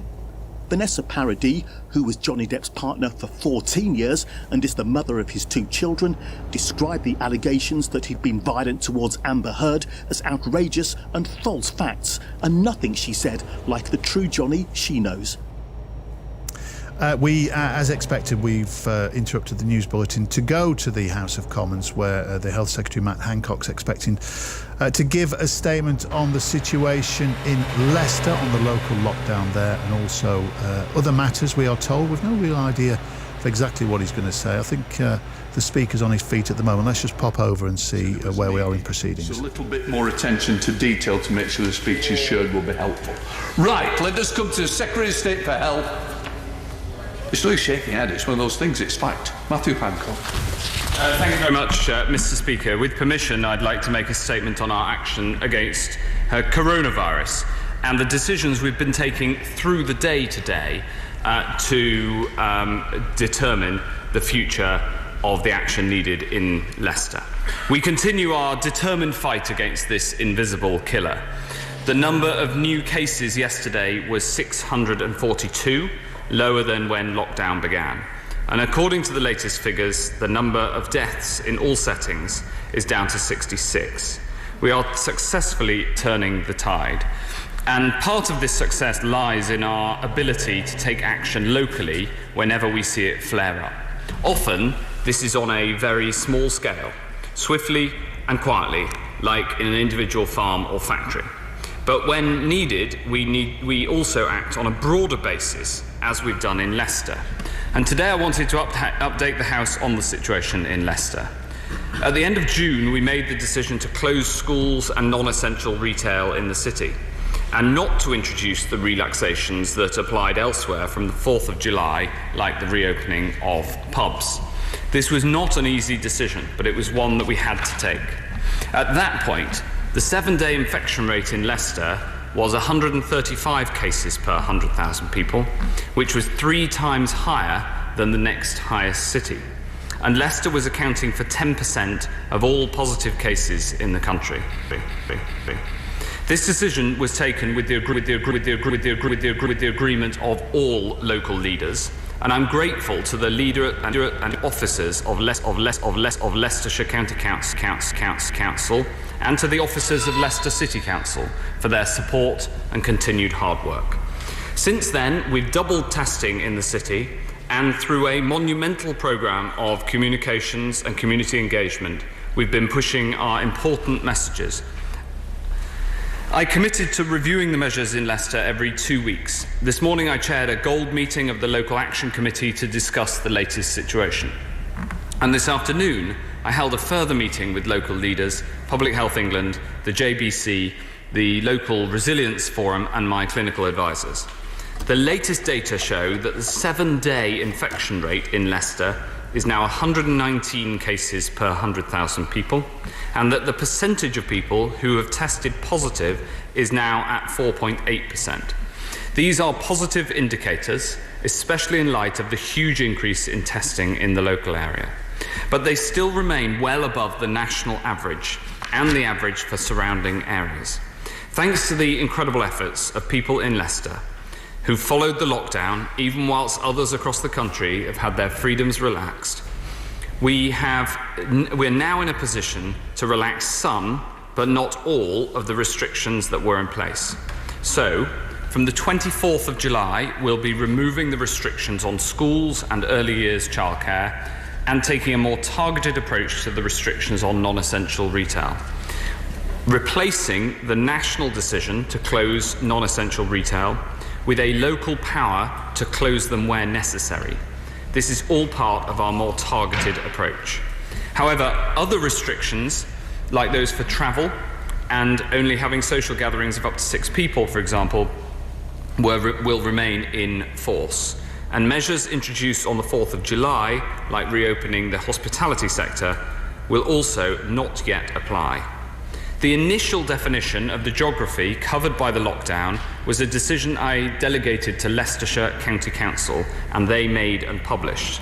The leader of Leicestershire County Council, Nicholas Rushton, has advised me, based on the data and the best public health advice, that he recommends these restrictions now apply only to the Oadby and Wigston area of Leicestershire, as well as the city of Leicester itself, and I've accepted his advice. Some say that the local lockdown is unnecessary. I wish this were true. But sadly, it remains vital for the health of everyone in Leicester and the rest of the country that these restrictions stay in place. We will review them again in a fortnight. I hope that this careful easing of restrictions will provide some comfort to people in Leicester and Leicestershire. And I'd say this directly to people of Leicester and of Leicestershire. I pay tribute to you all. Your perseverance and your hard work has brought real and tangible results, and you've shown respect for one another. I understand this hasn't been easy. Strong representations have been made to me by my honourable friends, the members for Charnwood, Harborough and South Leicestershire, and for the members opposite who represent the City of Leicester. On behalf of constituents who've been impacted, the constituents who wanted to see the lockdown lifted too, however, there is still a lot to do, and the public health messages remain critical. So please, get a test if you have symptoms. Keep following the rules that are in place. Please, do not lose your resolve, because the sooner we get this virus under control, the sooner we can restore life in Leicester and across the country to normal. Mr. Speaker, this statement also gives me the opportunity to inform the House of an issue relating to testing. We've identified some swabs that are not up to the usual high standard that we expect, and we'll be carrying out further testing of this batch. As a precautionary measure, and while we investigate further, we're requesting that the use of these Randox swab test kits are paused in all settings until further notice. This problem was brought to my attention yesterday afternoon. We contacted settings using these swabs last night and published the pause notice immediately. Clinical advice is that there is no evidence of any harm, that test results are not affected, there is no evidence of issues with any of our other tests, swabs, and there is no impact on access to testing. Mr. Speaker, our ability to take action on this local level in Leicester is the keystone of our plan to defeat the coronavirus, so we can keep this virus on the run and defeat it once and for all. I'm grateful to you for allowing me to make a statement at this time, and I commend the statement to the House. Shadow Secretary of State Jonathan Ashworth to reply.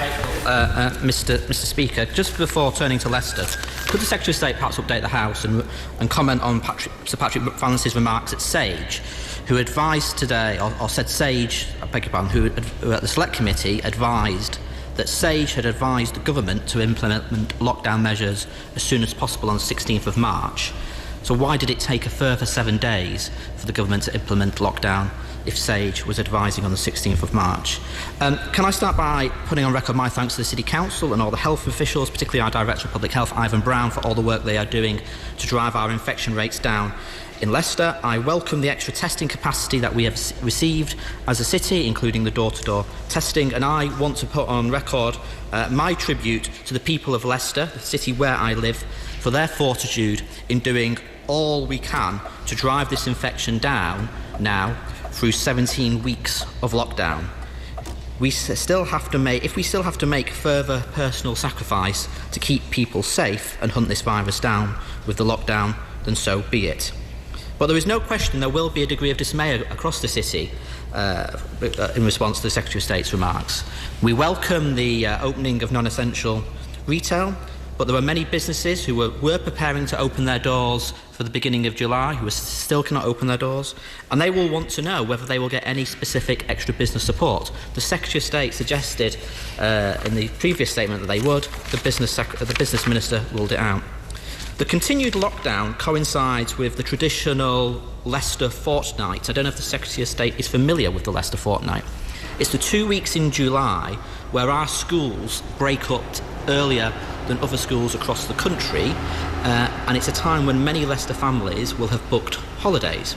But of course they can't go on holiday because they're not allowed to, and many travel companies are refusing to pay them compensation and so on. So can he guarantee that they will not be out of pocket because they are not allowed to go on a holiday that they've saved up for all year round? Can the government step in, or can he force those travel companies to reimburse those Leicester families? As you know, Leicester is a city that suffers from high levels of child poverty, insecure work, low pay, lack of decent sick pay. We have many deep-rooted economic problems, and the spike in the city, or the larger outbreak in the city, appears to coincide with these inner-city areas where we know there's high levels of deprivation and overcrowded. We also know we have a large ethnic minority community, so can he explain why he's not yet implemented the recommendations of the Public Health England report into protecting those from minority ethnic backgrounds? And of course, there has been widespread speculation about the garment industry. Can he tell us how many HSE inspections and how many HMRC inspections have now taken place in Leicester's textiles factories, particularly since the Home Secretary a couple of weeks ago promised us she would stamp out any illegal exploitation? We note that he has rejected the advice of the City Mayor of Leicester to partially ease restrictions in parts of the city, although he's taken advice from the leader of Leicestershire County Council to ease restrictions in part of the county. Could he perhaps explain what the public health evidence is behind that decision? Because if the public health advice is to maintain, for example, the lockdown in the west of the city, when we know the infection rates are at the highest in the east of the city, why does that not advice also apply to the neighbourhoods that border the city boundaries? This is one greater urban area. So what is the public health reason why someone in one side of Gilmorton Avenue, I don't expect him to know Gilmorton Avenue in my constituency, but it illustrates the point. What is the public health reason why when someone living on one side of that avenue is now subject to restrictions because they fall under Leicester City Council, but they presumably are not allowed to cross the road now to speak to their neighbour who lives opposite them because they fall under Blaby District Council? There are other examples across the city as well. So if you could offer us that advice, I think we would appreciate it. Now, of course, Leicester went into lockdown because of the infection rate and because it took so long for us to get us the specific data. Local authorities are still complaining that they are not getting the patient identifiable data, and they are not getting data on a daily basis, and they are not getting contact tracing data. The Prime Minister yesterday at Prime Minister's Questions said we have a world-leading system, the best system in the world with testing and tracing, and it will avoid a second spike this winter. But we know there have been problems with this testing and tracing throughout. Last week it was revealed that he's been overstating the test numbers by 200,000. Sky News revealed that. Today he's come to the House, and we're grateful for him updating the House about what's happening with Randox. I believe this is a £133 million contract that was given to Randox without any competitive tender. Could you just explain what is exactly wrong with these kits? How many of these presumably faulty kits have been used? Is there a health risk to anyone who has been tested with these kits? And how many? Well, I'm putting themselves in the second position. There isn't a health risk. The government are withdrawing these kits. And how many people have these unsafe kits been used on? And why wasn't the certifications checked before these kits were used? These kits tend to be used in many care homes. We want care home residents to be tested regularly. We want care home staff to be tested regularly. Can he guarantee that those care homes will now get alternative kits rapidly? And just finally, today we've seen the broader testing, more testing data has come out today. The Prime Minister promised that tests would be delivered within 24 hours by the end of June. I think the figures today show only 66.9% of them are. On the tracing data, we see that only 71% of people are being contacted, not the 80% that we were promised. And isn't the truth that we've got swabs being recalled, we've got contact tracing the data not meeting the targets, we've got circle call centres with people not doing anything, and it's all costing 10 billion, and he's now bringing in Mackenzie's.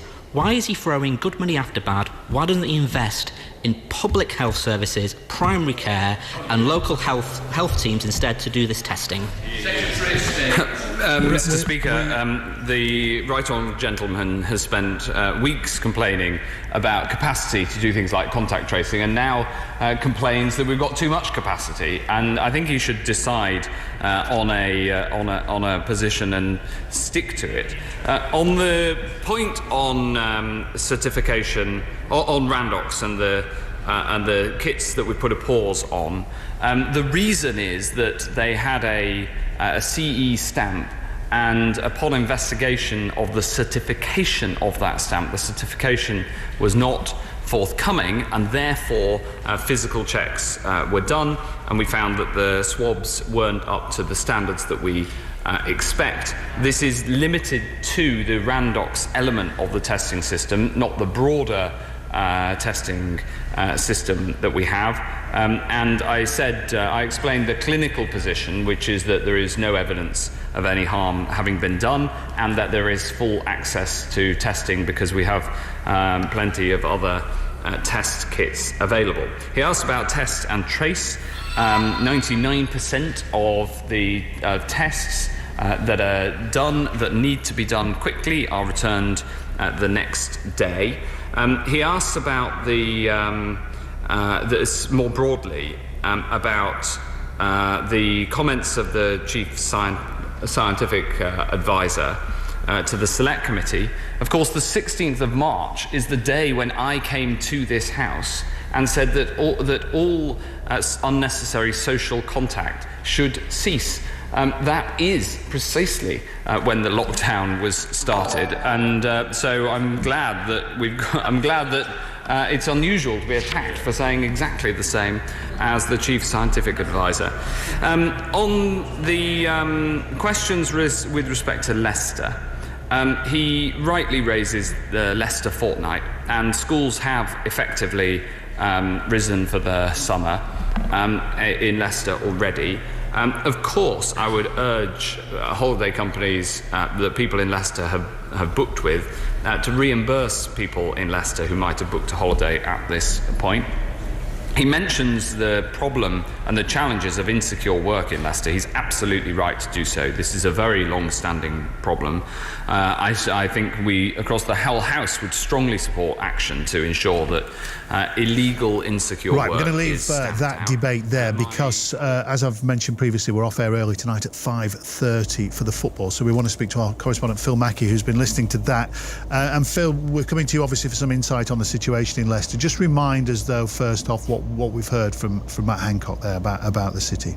Well, I think he's given some good news for some of the areas on the fringe of this lockdown. So places that are just outside the city that were in the lockdown area have been released from them. Not all of them. Oadby and Wigston stay with the city.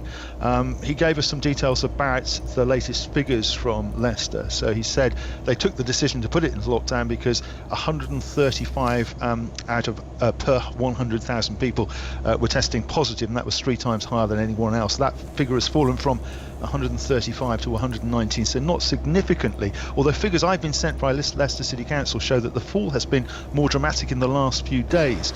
I think Leicester City Council was hoping that they would ease some more restrictions they have. So whilst, yes, they can send children back to school and to early years places, they're effectively closed now because, as we just heard, the Leicester fortnight's already begun. Leicester has broken up. And some non-essential retail might be able to open. The City Council have the power to determine where and when that can happen, but hospitality can't reopen. You still can't meet in a group of more than 6 people within the lockdown area. But some areas just outside, as I say, have been freed. I was in Glenfield yesterday.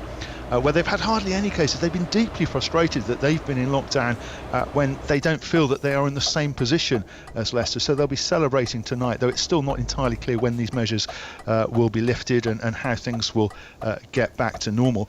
But whilst John Ashworth was speaking then in the House of Commons, Sir Peter Salisbury, who's the Mayor of Leicester, was holding a news conference reacting to the announcement by Mr Hancock, and he was very, very strong. He's essentially saying that it's Conservative voting areas that were in lockdown that have been freed, and everywhere that voted Labour, especially the city, has been left into lockdown. He says this is a political move and that they're being made an example of. It's not to do with the science, he says. It's because we're a Labour voting area and we are being made an example of. So from that, Phil, from your experience in the local area, Matt Hancock was very complimentary to the people of Leicester, saying about the good work they're doing. What are the levels of frustration rising? Is it levels turning to anger? What is the feeling on the street locally? Well, again, we heard there in that exchange in the Commons, didn't we, that there are very, very local data which shows you that an area around the city centre and to the east of it is where the outbreak is at its worst, and to the west of the city centre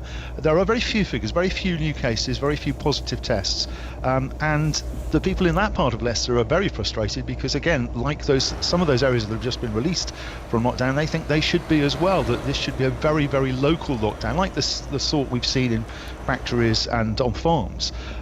So there is a frustration there. The impact economically is really bad. I went into the city centre yesterday. It's absolutely deserted. It's not like any other high street in England at the moment.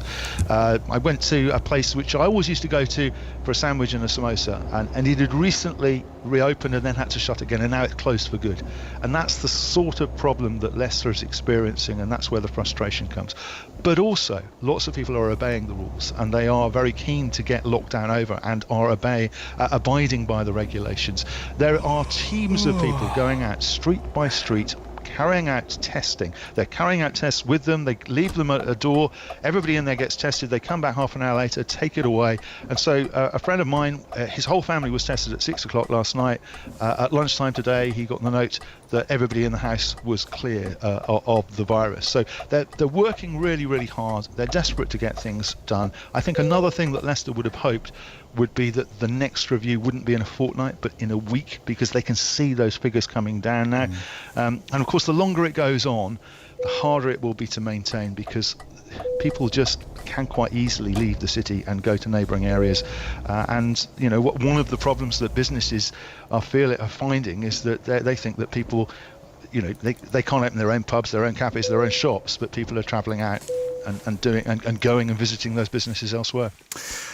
Phil, listen, thank you very much for that. Phil Mackey reporting there. So a certain amount of good news for the people of Leicester, but certainly not out of the woods yet. It is 5:25 now on Drive. Let's head back to Old Trafford. Ellie Oldroyd's watching the second test, England against the West Indies, and Dom Sibley looking good, Ellie. Solid. Absolutely, Anna. Yes, you'd never describe him as flamboyant or exciting to watch, but he has certainly got stickability, Dom Sibley, and he's got his second successive test match half-century here at Old Trafford. He's currently on 56 not out off 179 balls. So it has been patient, I think you could say. Just 2 fours in the initial first 50 that he got, and he's also played a part in 2 important partnerships, 52 with Joe Root, who was out for 23, and now 49 alongside Ben Stokes, who is on 25. So England, having been dubious about the opening batsman at their disposal, seem to have found one who is certainly prepared to get stuck in there and not give his wicket away cheaply, which is the least you hope for from an opener. But he's 56 not out, Stokes is 25 not out, England 130 for 3, and the West Indies may be regretting the fact that they chose to bowl first at the toss this morning, which was an interesting decision, and then particularly having lost Shannon Gabriel, one of their key bowlers, in fact the man of the match from the last test match, who limped off before tea and is back on the field now, but is still not moving anything like freely, and we haven't seen him bowling in the last hour or so here. I'm just frantically flicking back on the TMS Twitter feed because there were some brilliant stats about. Here we go. In the last decade, there've been 11 instances of an away side winning the toss in England and opting to bowl. None of them resulted in victory. Right. I wonder if somebody should have told Jason Holder that before the toss. In that case, history was clearly not on his side. Yeah. No. I think he's not been helped by the fact that, as Carlos Brathwaite was saying to us earlier on, West Indies don't have as many choices in the fast bowling department as England have, because of course England have completely changed their fast bowling lineup, slightly imposed on by the fact that Jofra Archer excluded from this test. If you didn't hear it earlier on today, because he broke the lockdown bubble by going home in between the two test matches, which you're not allowed to do if you're a player. But England will play when they eventually go out to bowl with Broad, Curran and Wokes alongside Stokes and Bess as their bowling lineup. So they've managed to completely reshuffle their bowling lineup, whereas the West Indies sticking with the same players that did them so well in Southampton, but maybe have struggled with the 250-mile drive. Those of us who do drive occasionally between the south and the northwest know that it takes it out of you. Yes, no, you're more used to it, aren't you? It was interesting, Ellie, hearing earlier on what Carlos Brathwaite, when he was with you, had to say about Jofra Archer and that exclusion. Do you think it will have an impact? Because it's hard for those of us who aren't there with you in the bubble to really understand what kind of impact it's likely to have. You know, these are not normal circumstances, and I wonder if it will perhaps mentally affect the rest of the team a little. Well, I think it'll depend largely on what happens in this match. I mean, if they come through it and win and level the series, then there may be an element of, more forgiveness towards Jofra. And I haven't, obviously, we're not allowed to talk to the players unless, apart from under very controlled circumstances at key points in the game. So there's no real indication about how they're all feeling about it. I suppose there will inevitably be some people who will think, well, hang on, we're all following these rules. We're not allowed to see our families. We haven't been able to go home at all. And Jofra did go home. So I think it remains to be seen. I mean, he's obviously a very positive and key part of this Test match team. I mean, he's had a short Test career so far. I think it's now 8 Test matches he's played, and he's taken 3 5-wicket hauls. So they love him for what he can do and the way he can bowl. And he did bowl brilliantly, certainly in the second innings at Southampton. So judging him as a teammate, then clearly he's very popular. But who knows? Trust is a very delicate thing in a team environment, and it's something that they are very keen on in both the Test team and the one-day team. And you look at how really unforgiving they were of Alex Hales when he broke the trust of the one-day team just before the World Cup last year, and was dropped out of the World Cup team, and there's been no way back for him yet. But I'm sure that England will hopefully give Jofra Archer a certain amount of leeway for being young and maybe not being as clued into the rules as you might hope that he would be. Yeah. Ellie, it's always good to have you with us. Thanks for Cheers, today. Anna. Speak to you soon. Bye-bye. That's Ellie Oldroyd at Old Trafford. Don't forget, you can follow it on TMS or on their Twitter feed as well, which, like I said earlier, always has useful nuggets, like Ellie's lemon drizzle cake, all those stats about like winning nuggets? the toss and choosing to bowl. You what? You're saying a cake tastes like nuggets? Is that what you just said? I would never say that. I have no doubt that everything that comes out of Ellie's oven is wonderful. We're out of here now, really. I just want to read this one text just before we go. I know Jeanette's waiting to take over from us. We talked earlier on about risky play, didn't we? And our guest said about teaching children to light fires at an early age. I was a bit surprised by that. My daughter, now 9, learned to light fires at a very young age at Forest School, but they also learned how to do it safely. When she went to a different preschool, they were talking about fire and asking children what they would need. At 4, my daughter was the only one to mention having a bucket of water nearby in case they needed it. She's now quite confident at using the oven at home, cooking on the hob, and will quite happily light and cook in a barbecue. We're all for risky play as they learn to evaluate the risk themselves. Interesting. It is. Also, and shout to the head teacher at Ambleside Primary School in Cumbria as well, who says at my school we use real crockery in the home corner. So they learn how to be careful and how to sweep it up safely if it smashes. We could all use that at home, couldn't we? That's Everyone's living on the edge. I tell you who's living on the edge, fans of all the teams playing in the Premier League tonight, Jeanette Kouachi, because there's a lot resting on every game. There is a lot resting on all the games tonight. And just talking about lighting fires, I'm not going to be letting my 4-year-old light any type of fire. I'm shocked. No way at all. Then you're depriving him of a life skill. No, it's fine. I think he'll be okay. Not for now anyway. Well, but have a good show. We're out of here. Thank you Cheers, very Anna. much. See you tomorrow. Thanks, Jeanette. Yeah, for commentaries tonight across 5 Live and Sports Extra. Plenty riding on. Commentary game, Everton host Aston Villa. All of that coming up after the news with Sarah Green. On digital, BBC Sounds, smart speaker and online. This is BBC Radio 5 Live. Some of the lockdown measures in place because of a spike in coronavirus cases in Leicester are being lifted.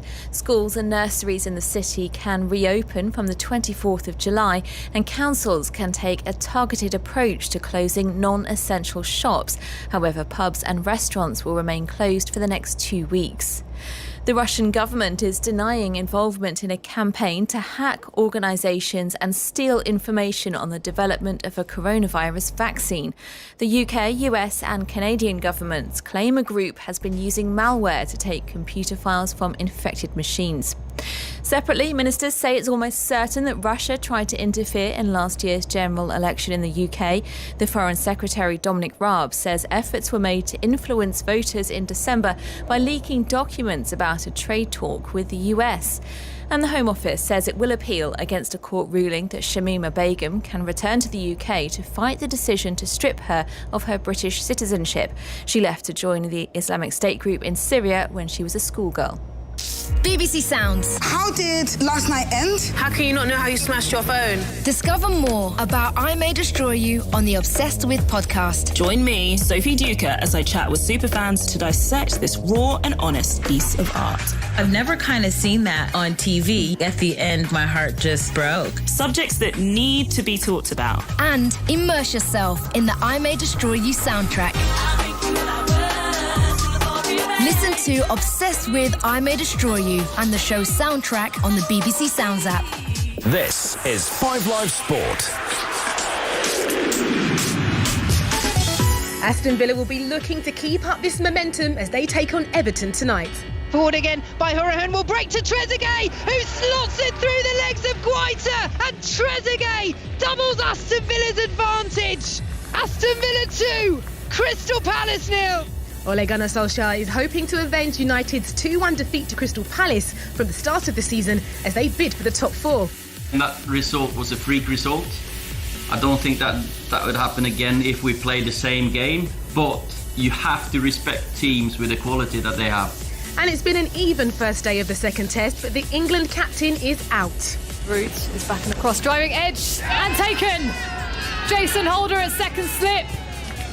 It came at hip height to his right. Alzari Joseph with the wicket of Root. From BBC Sport. This is 5 Live Sport. So, welcome to 5 Live Sport. 4 Premier League commentaries across 5 Live and Sports Extra tonight with crucial games at both ends of the table. So let's mark your card. Commentary of Manchester United's trip to Crystal Palace to come at 8:15 here on 5 Live. And United's rivals for a top 4 finish, Leicester, kick off against Sheffield United at 6. The first half of that match is available via the BBC Sport website, and then it's on Sports Extra once the test match has finished. And then it's Southampton Brighton at 8:15. But our focus right now on 5 Live is the relegation battle, with Aston Villa in desperate need of backing up their win at the weekend with a result tonight at Everton. So let's get the team news from Goodison Park with Alan Green. Well, it's a measure of the impact of the 2 previous performances by these clubs in terms of the changes that are made tonight. Just 1 alteration for Aston Villa, that's an enforced alteration. 5 changes for Everton, and only 1 of those is down to injury. The Everton changes into the side tonight: the captain, Coleman, Holgate returning after injury, Iwobi wide, Bernard wide, and Gomez in the centre of midfield. The other players dropping out: Baines, Mina, who's injured, Walcott, Sigurdsson and Gordon. The alteration for Aston Villa is at left back. Taylor started that game against Crystal Palace, but he had a hamstring injury in the early stages and was replaced by Targett, who's only just coming back from injury. These are the 2 teams in full. First of all, Everton, goalkeeper Pickford, defensive Coleman, Keane, Holgate and Dina. Then in midfield, Iwobi, Gomez, Davis and Bernard. Up front, Richarlison and Calvert-Lewin. Reina is the goalkeeper for Villa. Their defence, El Mohammadi, Konsa, Mings and Targett. Then in midfield, Hourihane, Douglas Luiz and McGinn. Further forward, Trezeguet, Samatta and Grealish. And alongside Alan is the former Everton midfielder Leon Osman. And Leon, just looking at that table, you'd think your old club, they've got very little to play for, but they do need to restore a bit of pride after their recent performances. Ancelotti, he just was not happy, was he? Absolutely not. You know, he spoke after the game describing the performances as unacceptable. Seamus Coleman, the captain, came out and publicly criticised the players, saying that's just not good enough for Everton Football Club, and they were right that the levels of performances and the results have both dipped here at Goodison Park. It's not what the fans expect. It's not what the manager's been expecting since he's joined the club. That generally the performances had been a lot better. So, you know, he's asked for a reaction from his players. He wants to see a better level of performance out there today, and I'm expecting the players to give it to him. There's a huge banner, by the way, behind the goal to our right here at Goodison. That's at the park end of the stadium, and it features the face of Ancelotti, and on either side of them 2 words in Italian: fantastico, magnifico. I don't think he used those words to describe the display at Molineux. He definitely didn't use those words.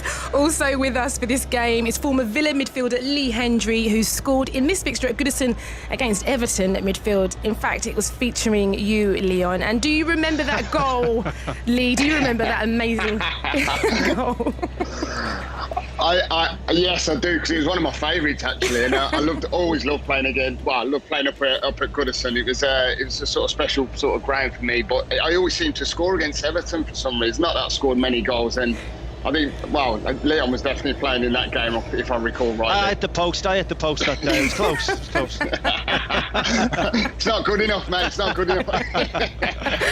And Lee, when you think about this, the reverse fixture, you know, nearly a year ago, you know, Villa's first win back in the Premier League. There were scenes at Villa Park, but are you surprised of the way the season's panned out for them?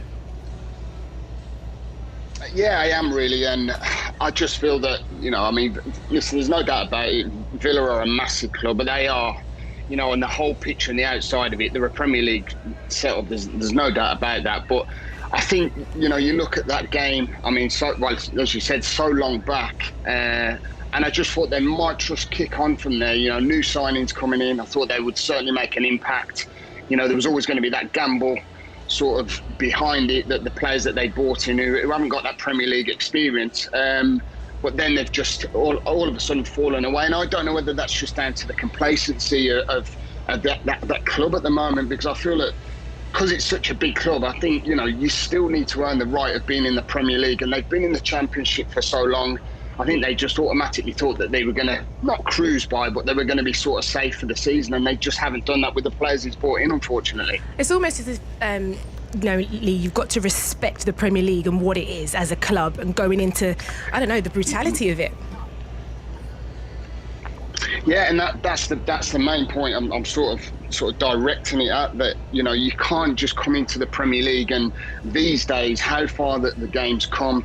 You know, the transition from, you could stay it all the way down the leagues, but Championship's very good. It's completely different in comparison to the Premier League. And, you know, that's the way I see that Dean Smith, you know, he likes to have that attack-minded play. Yes, you need to have that in the back of your mind, that you can always get caught out. But I just feel that Villa just haven't been good enough. And I've got to state it down to the fact that the players he's brought in have just not affected that Villa side at all. They really haven't. There's been too much that's been lying on the shoulders of Jack Grealish, McGinn, and unfortunately, you know, you can't just depend on them players throughout a season. It has to be an overload of strikers, you know, chipping in with goals, and obviously Jack's sitting in their top scorer at the moment. So it's been such a poor season, I feel, on a massive whole.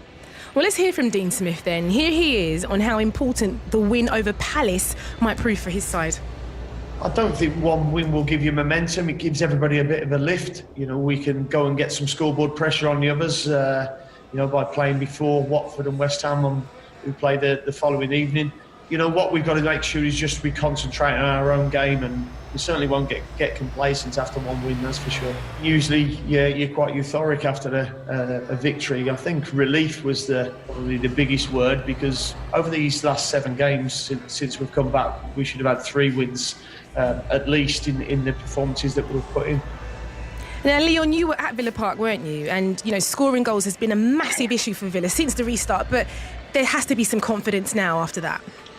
You'd expect so. There does, and for the first 20-25 minutes, Villa looked nervous. They looked as if they weren't quite sure how to go about the game. Do they go and try and get the victory early? Do they sit back? They were caught in a bit of limbo, and then suddenly they just burst into life. They became attacking. They scored the goal. They started knocking the ball around. They grew in real confidence. Not just Jack Grealish. He's always at the centre of pretty much everything positive that Aston Villa do, but other players around him suddenly stuck their chests out. Trezeguet got a vital goal, and it carried that on in the second half. But the second half performance in particular, you wouldn't believe that Aston Villa were in the position they are. So Dean Smith described it as the first leg in a two-legged semi-final to try and get them in a position to try and secure their Premier League survival position at the end of the season. So this is a vital game, and he'll hope they take the confidence into this game.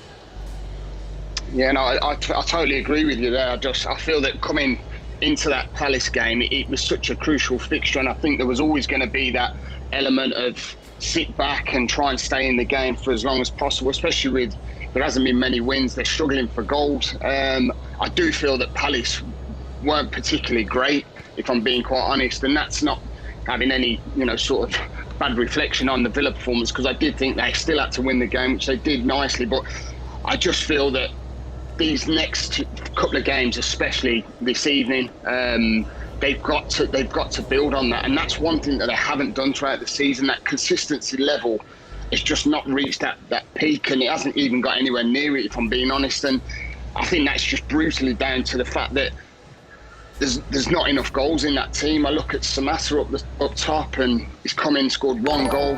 You've got the young man Keenan Davis, very good, who'll hold the ball up, but he hasn't seemed to have got goals in him. So all of a sudden you're dependent on Trezeguet, who's been very inconsistent. Ghazi, Grealish has not hit the score sheet recently. So I just feel that off the back of that, going into tonight's game, I think this is a really big fixture for Aston Villa tonight. And they concede too many goals, don't they, as well, Villa, as their difficulty in scoring them. And I just wonder, watching that game at Villa Park, what might have happened if the Sacco goal had stood and not been ruled out by VAR. No, I agree. You're right. The goal may have done that, but regardless, they were in a position. They forced themselves to get the victory. They were shaky. They were nervous. They've gone and got a performance, got a result, put them in this position, and now, Dean Smith, I expect, will be saying to his side, yes, Everton, they're gonna react. You're gonna see a reaction from this side, but they're nervous. If we can get at them, then they've been playing really poorly lately, and it's a real opportunity, I do feel, for Aston Villa to get, because I feel they need 2 victories out of these next 3 games, and then one of them certainly not an easy game, and so I think they'll be eyeing this game as a real opportunity against an out of form Everton side. Okay, well, that's coming up at 6 o'clock, but it's also day 1 of the second test between England and the West Indies at Old Trafford. And how has day 1 panned out so far, Eleanor Alderweireld? Hi, Jeanette. I wouldn't say sizzlingly exciting. 143 for 3 currently after 61 overs on a day which has been uniformly grey. It's like a lid of grey cloud has sat over Old Trafford all day long. But you've got to say congratulations to Dom Sibley, who's scored back-to-back Test half centuries now. He's 57 not out. Ben Stokes is on 34. They've put on 62 together for this 4th wicket, and Sibley and Joe Root put on 52 for the 3rd wicket. Michael Vaughan sitting alongside me. Let's first of all talk about Dom Sibley. I mean, he's never going to win awards for aesthetic batsmanship, but that's not necessarily what you need from an opener. No, when you start hearing the name Chris Tavares around the commentary box, all those that used to watch Chris Tavares back in the 80s will remember a player that just hung in there, didn't have great scoring options, but was very stubborn. And it looks like England have found one in Dominic Sibley, who is very, very similar. England's planning Test match cricket. When you go back a year ago, they were so flamboyant, and they kind of played all the shots in the world, and they were getting bowled out cheaply. Well, under Chris Silverwood and the new England coach and this partnership with Joe Root as captain, they've gone back to the old adage of in the first innings, when they get the chance, they're just going to bat as long as possible, and they're going to try and nullify the opposing team, and that's exactly what Dom Sibley has done. And what this allows is potentially for the likes of Ollie Pope, Josh Butler to come in whenever they get in, and they can expand upon a score, because the West Indies bowlers should be tired by then. You wouldn't pay a great deal to watch it, but he's doing a very effective job for the team.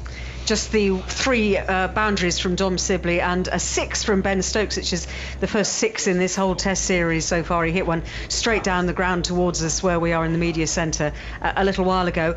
Would you think that Jason Holder is now looking at his decision at the toss in a similar way that Ben Stokes did at Southampton and thinking, maybe I messed up here by opting to bowl first? Yeah, I mean, I think England were going to bowl as well today because of, as you mentioned, the conditions. The lights have been on throughout the whole day. There's been that grey cloud. The ball has done it a little bit, but the pitch is so slow.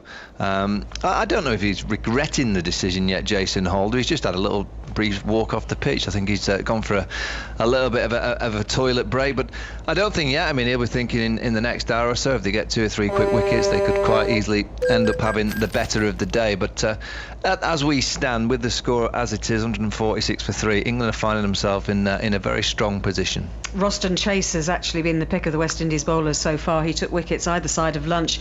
First of all, Rory Burns, LBW for 15, and then Zach Crawley out for a duck. First ball after the break, after his 76 down at Southampton. That was a bit of a comeback down to earth for Zach Crawley, but I suppose you're going to get days like that. Zach Crawley keeping his place in the team at the expense of Joe Denley. And we should mention as well, for people who are just tuning in, weren't with us earlier on in the day, the absence of Jofra Archer in this Test match after he made an unscheduled diversion to go home between Southampton and Manchester. It doesn't sound like the most serious offence in the world, but in these biosecure days, he has done something that no other player has done, and they were specifically told they couldn't do. Yeah, I'm surprised he hasn't gone for the Dominic Cummings kind of excuse, so he's testing his eyesight. That's what I'd have done. Yeah, maybe that's to come. But yeah, if you missed it, Jofra Archer missing this Test match. We don't know about the next Test, but having broken those biosecure rules, Jeanette, he's taking his punishment as he can. You know, he's got to spend 5 days in isolation. He'll be tested twice during that period, and then we'll see what happens when the third Test match takes place here in just over a week's time. 150 is up, 150 for 3 England, and 57 for Sibley, 38 for Stokes. Thank you very much, Ellie. Yes, it's 5 Live Sport here. Premier League commentary tonight comes from Goodison Park, where Everton take on Villa, but it's a big game for Leeds against Barnsley in the Championship. That kicked off at 5 o'clock. Now, a victory for Bielsa's side would take them to within touching distance of a return to the Premier League, and they are into, it looks like, first half stoppage time. Alistair Yeomans is at Elland Road. Jeanette, your time was perfect because there is the half-time whistle and Leeds lead by 1-0 at half-time. Just to show how dangerous they are, they were under some pressure. Barnsley had a couple of good chances just before the goal. A corner from the left-hand side, Mads Andersen headed wide, diving header for Barnsley. Leeds went straight down the other end. Patrick Bamford got to the right-hand side of the penalty area, crossed the ball, and Michael Solbau, the centre-back from Barnsley, couldn't help but put the ball through his own goal. Remember, Barnsley in desperate trouble towards the bottom of the Championship, but Leeds, as you say, they can almost smell the Premier League now. Half-time, Leeds 1, Barnsley 0. Thank you. Let's switch our attention to the race for Champions League football. Leicester are still clinging on to that 4th spot despite their capitulation at Bournemouth at the weekend, and they face Sheffield United this evening. Also a 6 o'clock kickoff, and that commentary starts on the BBC Sport website and the second half on Sports Extra. Juliet Farrington is there for us. And has Brendan Rodgers been switching things up, Juliet? He certainly switched them up, Jeanette. Hello to you. A draw or defeat for Leicester as well would certainly hand Manchester United another golden chance to bump off Leicester in the Champions League places. And on form, this is quite tasty, this. You'd probably edge towards Sheffield United. Leicester struggling for form since the start of the year. Their collapse, as you mentioned, at Bournemouth at the weekend. It does really make you wonder if they are going to actually hold on to that Champions League place they have been in for most of this season. The changes when Wes Morgan gets his first league start of the year. It's one of 4 that Brendan Rodgers has made. Harvey Barnes is recalled. That's another one. And 19-year-old Luke Thomas gets gets his full Leicester debut, but Sheffield United, a beast of a side, back in contention for a Europa League place after that win over Wolves and their beating of Chelsea as well. And the adventure, that continues for them tonight, and they're unchanged after that 3-0 win over Chelsea last time out. And Derby defender Curtis Davis sits alongside you, part of the Sports Extra commentary team. And Curtis, Leicester, they've been in the top 4 since game week 6. That's all the way back in September. And for some reason, Brendan Rodgers just hasn't been able to kind of find a rhythm post restart. They can't let this just drop at the final hurdle, can they? No, they can't. We were speaking about how well they started the season. Obviously, maybe getting off to such a good start at the start of the season, people started to believe it was a done deal. But obviously, coming back after the restart, they've been unfortunate with injuries, which has happened to a few teams. But you're looking at it, and they've taken 6 from 18 points, whilst Chelsea have taken 12 and Manchester United taken 14. So from being in pole position, they've now got to look over their shoulders. It's still in their hands, but they'll have to go and win their games to make sure they do it. And what's that like for the players, knowing that everybody's biting at your heels, they're coming for you, and it's in your control, but you still know that everybody's gunning for you? Yeah, and it doesn't help when it's Manchester United and Chelsea that you're competing with as well. So, listen, it's very difficult. I think particularly, when there's no crowds and you need that kind of extra buzz. But ultimately, they've got good players and they've got themselves into this position for a reason, and they just need to go and finish the job. And like I say, they win their games and they'll finish ahead of Manchester United. Well, they've got Tottenham coming up, Manchester United coming up as well. And what do you think, honestly, from your opinion, that's going to look like moving forward for them? I would have to side with Manchester United, I'm afraid, based on Manchester United need to go to Palace, and depending on how this game goes today as well, I'd fancy Manchester United. They've got momentum. Other than the blip against Southampton, conceding late, they've done really well since coming back from the lockdown. So I'd have to side with Manchester United. And we were saying, Jeanette, earlier, Curtis and I talking, it's the fact that Leicester got off to such a good start of the season, and it's sort of gone pretty much downhill since Christmas. And those points you mentioned they picked up, they were wins against Crystal Palace and Aston Villa, and that's since February. They haven't really done that much since. No, that's it. Yeah, sorry, Jeanette. No, go ahead, Curtis. I came across a stat that obviously I'm not really big for stats, but with Leicester have taken 21 points from the last 19 games, and Puel was sacked after taking 20 in his last 19 games. So it shows how badly this second half of the season has been. Not for one moment am I thinking they should sack Brendan Rodgers, but it's just to put it into context, that's how bad this second half of the season has been. But that's quite a tough one, isn't it? You have to kind of maybe potentially give him a chance, because no manager has had to deal with this before, and coming off the back of such an extended break. Oh, definitely not. When you lose the likes of Maddison, earlier in the season, there's been times you've lost Vardy, Chilwell's missing today, Fuchs is missing, Albrighton's missing, the list goes on. So the fact that he's had to bring in young lads into this team to, it's not giving a young lad a chance at the end of the season, it's a young lad getting a chance because we need him, and he's got a chance to help us get in the Champions League. So I think it's a boost for young Luke Thomas, but also, he's needed by his team today. OK, well, that kicks off at 6 o'clock. Thank you, Curtis and Jules. We'll be across that as well. But let's head back to Goodison Park and talk Everton, because straight after the final whistle of their 3-0 at Wolves last time out, Seamus Coleman, he said shocking. It was really, really bad. It's not good enough for this football club. Around the place, I think we need more commitment on a daily basis. And then Ancelotti comes out yesterday, says, when there's no fight, this is not the DNA of the club. This is really strong words from the captain and the manager. Do you think a bit of complacency has set in there, Leon? What do you think? I don't know about complacency being the word.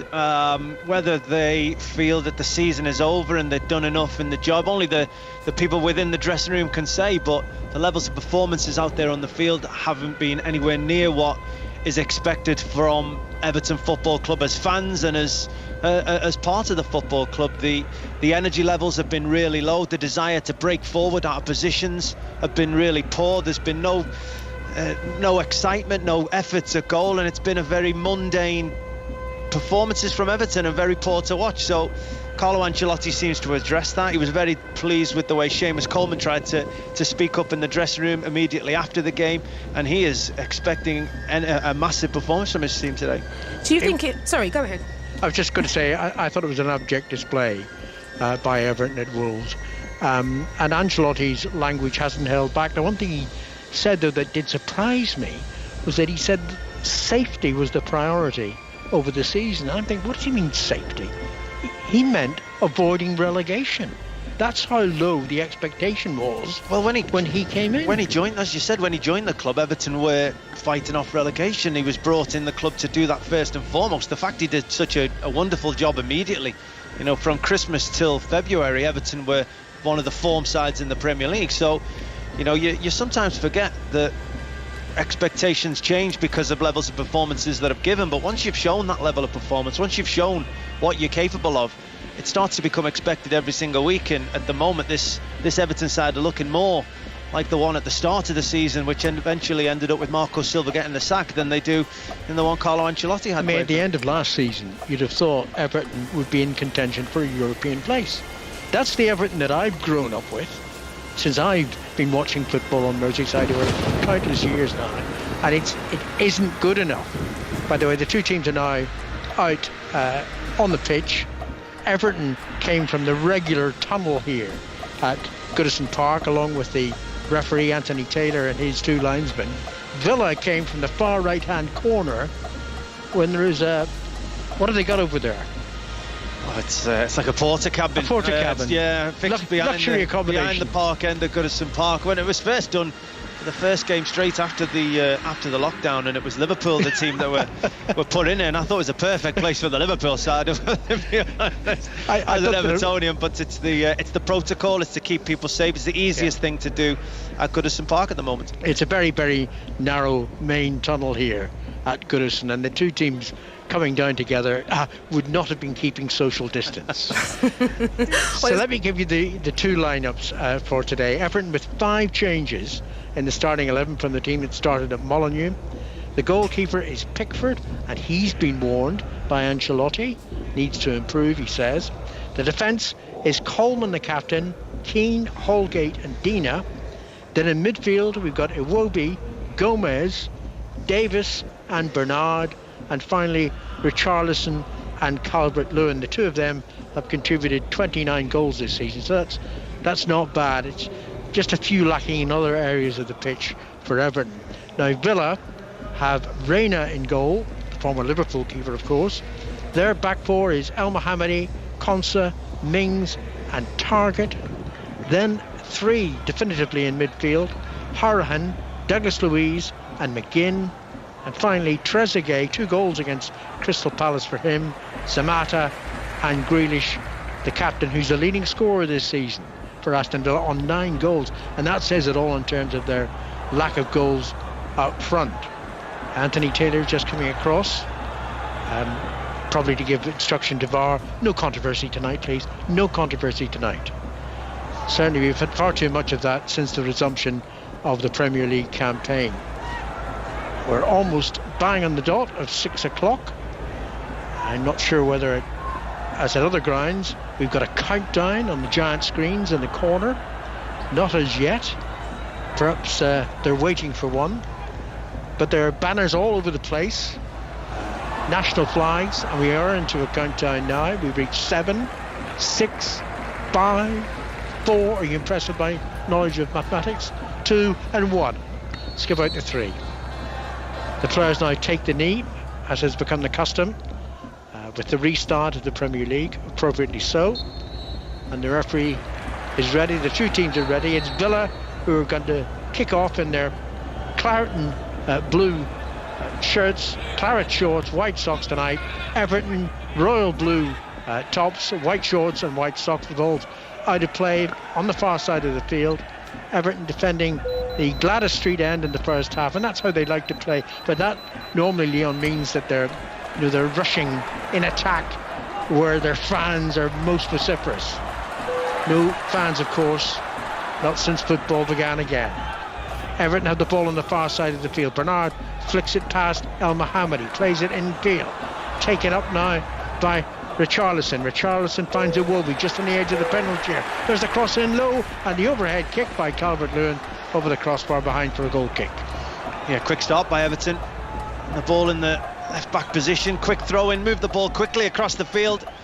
4 or 5 different players with 1 and 2 touch passes to try and add pace to the attack. Ended up with an Iwobi cross, an overhead kick attempt from Dominic Calvert-Lewin from roughly about the penalty spot, but always going over the bar. But a good pacey attack. I take it the rumours were false. The rumours you heard when we got to Goodison Park a couple of hours before the game, you were starting tonight. Well, it depends on how far. I've got told to bring my boots, Alan. You know. Leon Osman alongside me. Oh, not quite alongside me. He's a good 3 metres away. We are certainly socially distant. Villa have the ball in defence. It's with Konsa. Konsa sweeps it up down the right-hand side. It's headed out of play, away from Trezeguet, who scored those 2 goals against Crystal Palace. Such a vital win that was, but they need Villa to follow it up tonight with another win. Here's Grealish in the centre of the Everton half, played back, knocked on to Target, edge of the penalty area, low ball in from him, knocked to safety by Holgate, straight out of play on this near side of the field. Throw into Aston Villa just beyond the halfway line. Hourihane leaves it for Target to take. Target's just back after injury himself. He takes the return pass from Grealish, and then Target sweeps it in the direction of Trezeguet, but it's a good 5 yards ahead of him, safely into the arms of Pickford, the Everton goalkeeper. Neither team's been shy about trying to deliver crosses into the penalty area so far. Iwobi had the ball for moments before picking his head up and putting his first cross into the penalty area, and Target already in the opening 2.5 minutes of this game has tried to deliver 2 crosses, flashed them right across the Everton penalty area. Samatta and Trezeguet both ready for them crosses coming into the field, so seems to be something that they've spoke about, Dean Smith's side. Here's Keane to Holgate, still inside Everton territory. Keane once more to the right of the centre circle, steps gingerly toward the halfway line, plays it to his right to Davis. Davis plays it forward, just too high for Richarlison, and well dealt with by a combination of Target and Mings, but then it's given away by Aston Villa, taken up by Tom Davis for Everton. Davis to the right of the centre circle, on to Iwobi. Iwobi holding off the challenge of Grealish, and it's played into the penalty area, but nowhere near an Everton colleague, and out comes Pepe Reina. There's a misunderstanding by Iwobi. He did well initially to hold the Jack Grealish off, who was trying to track back to defend for this Aston Villa side, but as he picked his head up, the miscommunication between himself and Coleman. Here's Target into Douglas Luiz, and Douglas Luiz plays it back to Reina, quickly out to Konsa in the centre of defence with Mings tonight. No Hauser, he picked up an injury in that last game against Crystal Palace. Here's Mings just to the left of his penalty area, drives it long, too long for Hourihane, headed away by Keane but collected by Villa again. Here's Samatta on the near side of the pitch. That's the Villa left in his first half, but he loses possession. Davis drives it long towards Richarlison, takes it down off his chest into the penalty area, well dealt with by Konsa though, and I think the ball's drifted behind off Richarlison. It's a goal kick, though he protested to the referee had no doubt. Yeah, it was very well dealt with by Konsa, who literally spun over his shoulder. Richarlison just thought he was getting away. Richarlison just turned and ran blindly, hoping that the pass from Davis was dropped over his shoulder. Defended it really well, the Villa defender, got his body in the way, shepherded Richarlison out of the field. Yeah, 5 minutes gone here on the first of the 2 commentaries on 5 Live tonight. Everton 0, Aston Villa 0. Later on the network we'll hear Crystal Palace against Manchester United. 5 Live will take the second half of Leicester against Sheffield United, and then Southampton Brighton in full. The ball's now inside the Everton penalty area with Pickford, who has made a couple of notable errors of late. I thought he was beaten on his near post far too easily at Molineux. It's looked a little shaky, Pickford, since the resumption after the lockdown.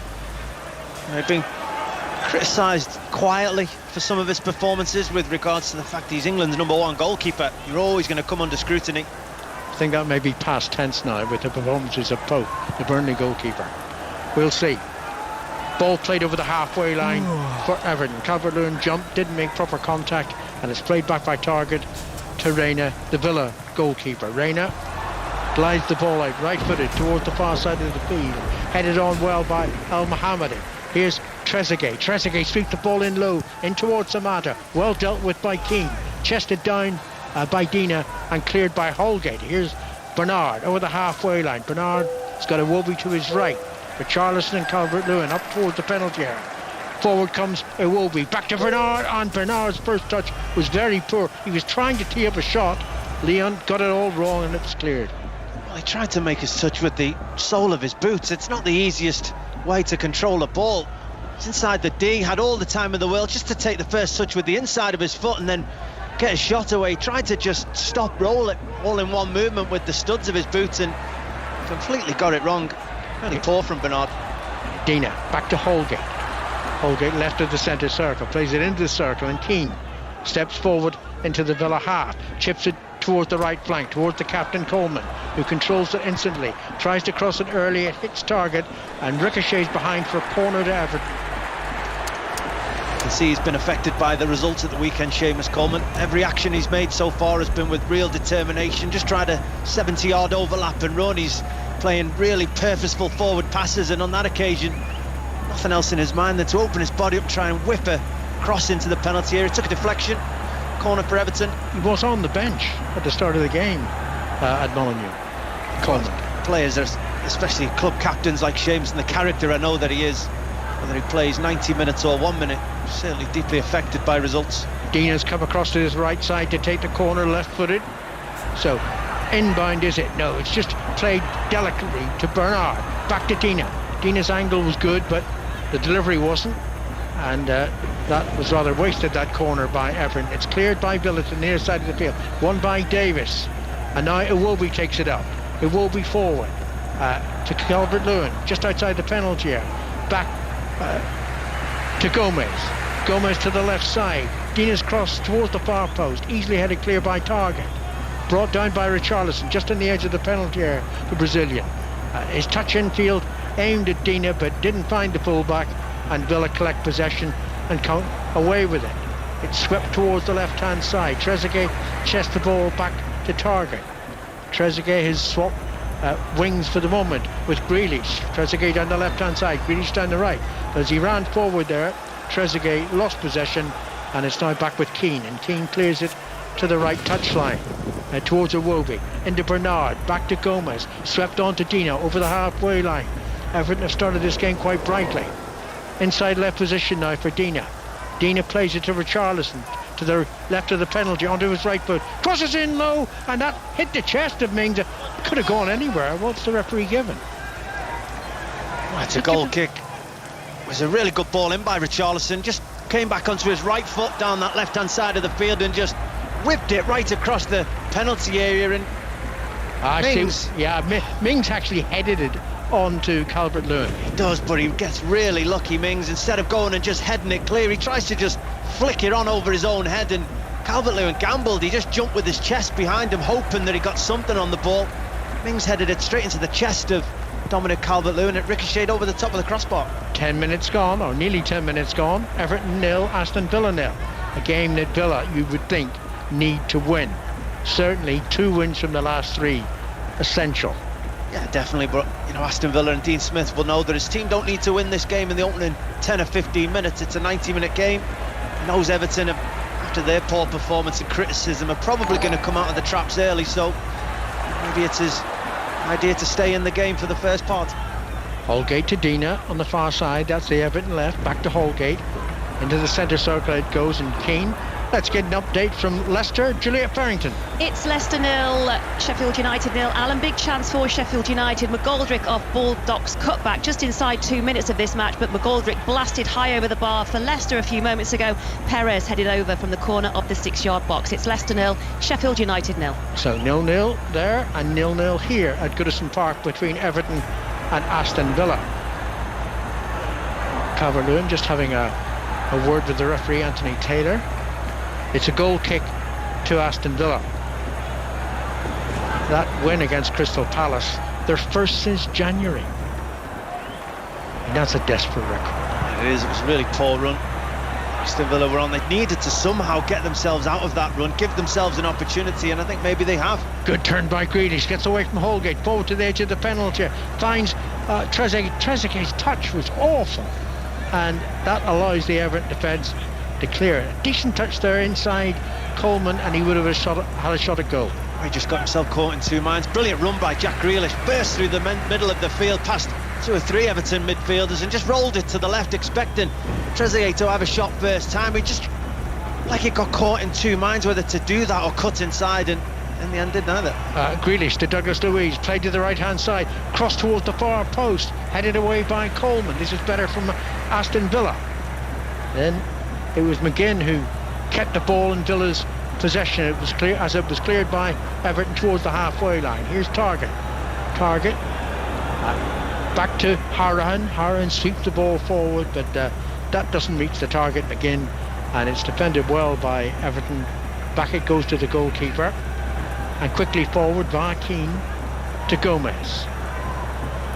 I was here the day that Gomez got that horrendous leg injury against Tottenham Hotspur. I thought his season's over. It's fantastic that he back in the starting 11. It also seems surprising that this is the same season. It seems an awful long time ago. It does. I didn't blame Son that day. I just thought it was one of those things that happened. Anyway, Gomez is back. Everton have possession. Here's Gomez again. Played directly towards the left-hand side. Controlled by Bernard. Bernard's deep cross hits the top of the crossbar. Stays in play. Reina misjudged that. I think he thought it was going behind for a goal kick. Here's Gomez forward. Gomez inside right channel. Back to Iwobi. Keane's available. Iwobi ignores it. Plays it to Davis instead. Davis plays it to the left-hand side. Dina crosses into the penalty, and that again went in the direction of Richarlison, but it came back off the Villa defender Targett, inadvertently playing it back to his goalkeeper, who could make the catch. Bernard hit the crossbar moments ago with it was a stray cross really that Pepe Reina just seemed to lose track of in the air. Just couldn't quite get his feet moved quick enough to try and get a touch to tip it over, and then the second cross came in. Aston Villa dealt with it quite well. Keane deals with that Trezeguet quite well there. Clears it upfield, but that's running harmlessly through to Rainey. We played 13 minutes at Goodison Park. You're listening to 5 Live on the BBC. 2 commentaries on the network tonight, and don't forget lots of coverage at the weekend.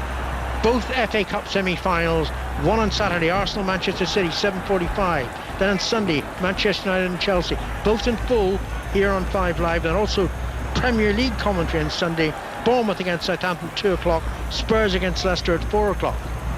Villa on the attack. They've got the ball with El Mohammadi. He crosses deep. Samatta, poor header. My goodness, he wasn't even challenged on the edge of the 6-yard box, and he headed it up and well over. I spoke earlier that the game plan seemed to be of Aston Villa just to deliver crosses into the penalty area. It's exactly what El Mohammadi did. He's got such quality with that right foot. Ball came out to him on that right hand side. He just opened his body up and just whipped it into the middle behind Keane in that central defence. Samatta pulled off the shoulder and should have done an awful lot better with his header. Got right underneath it. I think your view may be slightly obscured by the pillar in front of you, which is normally the thing I hate about Goodison Park. It's clear for me tonight, but Leon, 3 metres to my left, he can't see through the pillar. He can't see the Holgate's down injured, and that's bad news for Everton. And Branthwaite, who came on as a substitute at Molineux, he's been told to get ready. Well, I noticed young Branthwaite warming up. He's coming on. Thinking it was early to send one of your substitutes out to get warm. I didn't realise who the player was who probably had the problem. It's Mason Holgate. Whether it's a carry on for the injury that made him come off the field away at Spurs a couple of games ago, we'll wait to see, but certainly taken no further part in the game. No, he's not. Holgate's coming off, and the youngster Branthwaite is replacing him. Well, at least it's central defender for central defender. But that's not good for Holgate, of course. Not good for Everton. Oh, it's clearly seems to have been rushed back onto the field. It's another opportunity for young Branthwaite. Obviously coming on for his Everton debut in the Wolves game at the weekend, and the difficult circumstances. It's never easy for a young player. First opportunity at Goodison Park. Yeah, well, They bump fists, Holgate and Branthwaite, but Holgate's off, and he's now speaking to Carlo Ancelotti to explain the problem. It's an early problem. Just 15 minutes gone here at Goodison Park. Still Everton 0, Aston Villa 0, but the first of 5 potential substitutes for both sides has been made. The first of them has been made by Everton, and Branthwaite in possession at the moment. Taps the ball to his right to Keane, back goes to Branthwaite. It's still inside the penalty area, and now he slides it to the left side. That's a very good ball, aimed at Dina, directed at Dina. Dina's pass though to Bernard wasn't executed well enough for Bernard. He lost possession initially and trying to win the ball back off Douglas Luiz. He fouled Douglas Luiz, and it's a free kick to Aston Villa. Carlo Ancelotti down below us is furious again with the poor touch at Bernard. That's 3 or 4 within the game so far, and only 16 minutes in. Both arms waving out loud, turned round in disgust.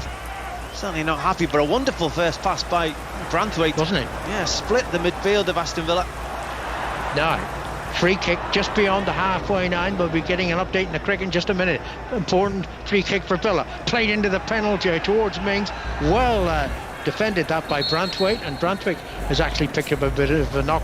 The ball's gone out of play, and that gives us an opportunity to get to Eleanor Oldroyd at Old Trafford for news of the second test. Evening, Alan. 168 for 3 is the England score at the moment. Dominic Sibley is on 73. Ben Stokes is on 40. They've batted well together, these two. 84 the partnership at the moment. Shannon Gabriel has come back onto bowl, having missed quite a significant number of overs because he appeared injured earlier on in the innings. But England, having been put into bat this morning, 169 for 3. Thanks, Eleanor. Branthwaite's okay. Initially I was concerned that there was a clash of heads with Tyrone Mings, but there wasn't. I think Mings had an arm outstretched and may just have caught him. I've just seen it back on the replay after winning the header. Mings just landed full weight of Mings on top of the head of Branthwaite as he landed on the floor, so I can see why he was affected. He's a tall lad, this Branthwaite, isn't he? He's in possession from that resultant free kick. Plays it back to Keane, and Keane out to the captain Coleman. A yard in from the right touchline for Everton. Lays it along the touchline. Iwobi collects, and that's an awkward pass to Keane. Almost intercepted that by McGinn for Aston Villa, but Everton keep the ball. Keane plays it to the left-hand side. Dina heads it on. Bernard on the halfway line. Dilly-dally, lost possession. Again, reason for Carlo Ancelotti to be unhappy. Villa play the ball down the right-hand side. It's with Trezeguet. Trezeguet plays it behind Zamata. Don't know whether it was actually aimed at Grealish. It's cleared by Everton. Calvert-Lewin gathers possession well, just outside the penalty area. Calvert-Lewin tries to feed it in towards Richarlison. Rebounds off Mings. Calvert-Lewin once more, back to Iwobi. Iwobi halfway inside the Villa half now. Plays it back to Keane. Keane whips it forward. Richarlison trying to bring it under control. And then Richarlison goes down as if Douglas Luiz has fouled him. I think the free kick's gone the other way, actually. Free kick to Villa. Yeah, I think it was good defending by Luiz, to be honest. He was in a wonderful position as the ball came over the top of his head into the feet of the Everton striker. He was just on his toes, ready to pick up that second ball. Half of a slack touch by Richarlison, and Douglas Luiz was right on him. 20 minutes gone. Everton 0, Aston Villa 0, still 0-0 between Leicester and Sheffield United. Free kick to Villa, played by Reina to Douglas Luiz, who taps it to his right to Konsa. Still short of the halfway line. Into Harahan. Still getting used to pronouncing that name as Harahan. He's Irish, and if it's in Ireland, I'm telling you, that's Hurahan, without question. But here in England, he's known as Harahan. Well, I'll take your lead on that one. Right, let's get an update on the game at Leicester. Julia. Still goalless here, Leicester 0, Sheffield United 0, but Leicester certainly giving a response after that Bournemouth defeat. Dean Henderson forced to stick a leg out to deny Jamie Vardy. The closest that would be that Leicester have gone to taking the lead here. Big save that, and before that Perez over the bar. He really should have done better. Edge of the 6-yard box. It's still Leicester 0, Sheffield United 0. Dina hits it long, looking for Richarlison. Mings, aware of the danger, gets there first, heads it clear, and Target keeps it in play. Keeps it in Villa's possession. Harahan played it towards the left-hand side. It came off Davis, out for a Villa throw-in, taken by their captain Grealish. Grealish back to Target, and now Mings and Mings hits it high towards Samata. Samata gets his forehead to the ball, heads it down to McGinn. McGinn holds off the challenge, plays it in low behind Samata, and partially cleared by Keane, and now whacked to safety. Forward it goes. Here's Bernard for Everton in the centre of the Villa half. On to Richarlison. Richarlison couldn't get past Douglas Luiz. Douglas Luiz was too strong for him, and he clears the ball down the left-hand side. Davis tried to pull Grealish down. It would have been a free kick. Grealish kept his footing. The referee glares at Davis. It's still in possession for Aston Villa. It's with Trezeguet just to the right of the penalty area. Back to El Mohammadi. Into Haran. Haran with a left foot shot wide. It's a poor shot from Hourihane on that occasion. So far out when he decides to pull the trigger. But Aston Villa just burst into life yet again. They're always looking better as soon as you can get Jack Grealish on the ball. As yet they haven't got him driving through midfield enough in possession of the ball. Something I'm sure Dean Smith will be saying to his players now he's got them at the moment for what is now this tactical break rather than the water break. Well, I mean, if it was, July, August heat wave, okay, let's have a drinks break. Hey, look, I've got a jumper on as well as a jacket. You don't need a drinks break at this stage, and it is being used as a tactical. Look at Dean Smith. He's talking to his players' tactics. So as Carlo Ancelotti is as yes, well, but absolutely. I understand the reason for this initially, and I completely agree. But it's quite clearly now just to get information onto your team. Carlo Ancelotti is holding court with his Everton players around him at the moment, trying to get the information on. But I bet if you ask the players, the managers, whether they would give this up at the moment, none of them would. No. They all love the opportunity to get information onto the players, to give a tactical change, just to see any opportunities they've got to get at the opposition. It doesn't quite apply in this particular game, but there have been games where one side is dominating the other, and the break helps the side that's being dominated without question. The dominant team loses momentum. That's why managers, you put it to a vote now, they certainly wouldn't give this opportunity up. Whether this continues long term, I'll be surprised, but I think we can quite clearly call this a four-quartered game Ratton at the moment rather than a two-half. Indeed, let's not make it a permanent feature. Anyway, we've got a goal kick coming up when Jordan Pickford eventually makes it back into the Everton penalty area. He's still giving out instruction to Davis. I'm hoping Dean Smith's just give a bit of information to Douglas Luiz. He's done really well defensively for his team. He's made sure his two centre-halves on up 2v2 with Calvert-Lewin and Richarlison. He's always been on the toes, but hasn't got on the ball, hasn't got in possession enough to dictate terms, because that would give Aston Villa an overload in the middle of the field. As yet, he hasn't took that opportunity. Right, that was a foul by Douglas Luiz, trying to keep the ball for Aston Villa. That's a foul against you. Don't throw the ball away, son. Referee takes him off, but it's an Everton free kick. We played 24 minutes, or rather we probably played 22.5 minutes, plus the drinks break. Here's King after the Everton free kick. Bernard tries to dummy El Mohammadi, didn't work. Villa regained possession. It's played down their right side.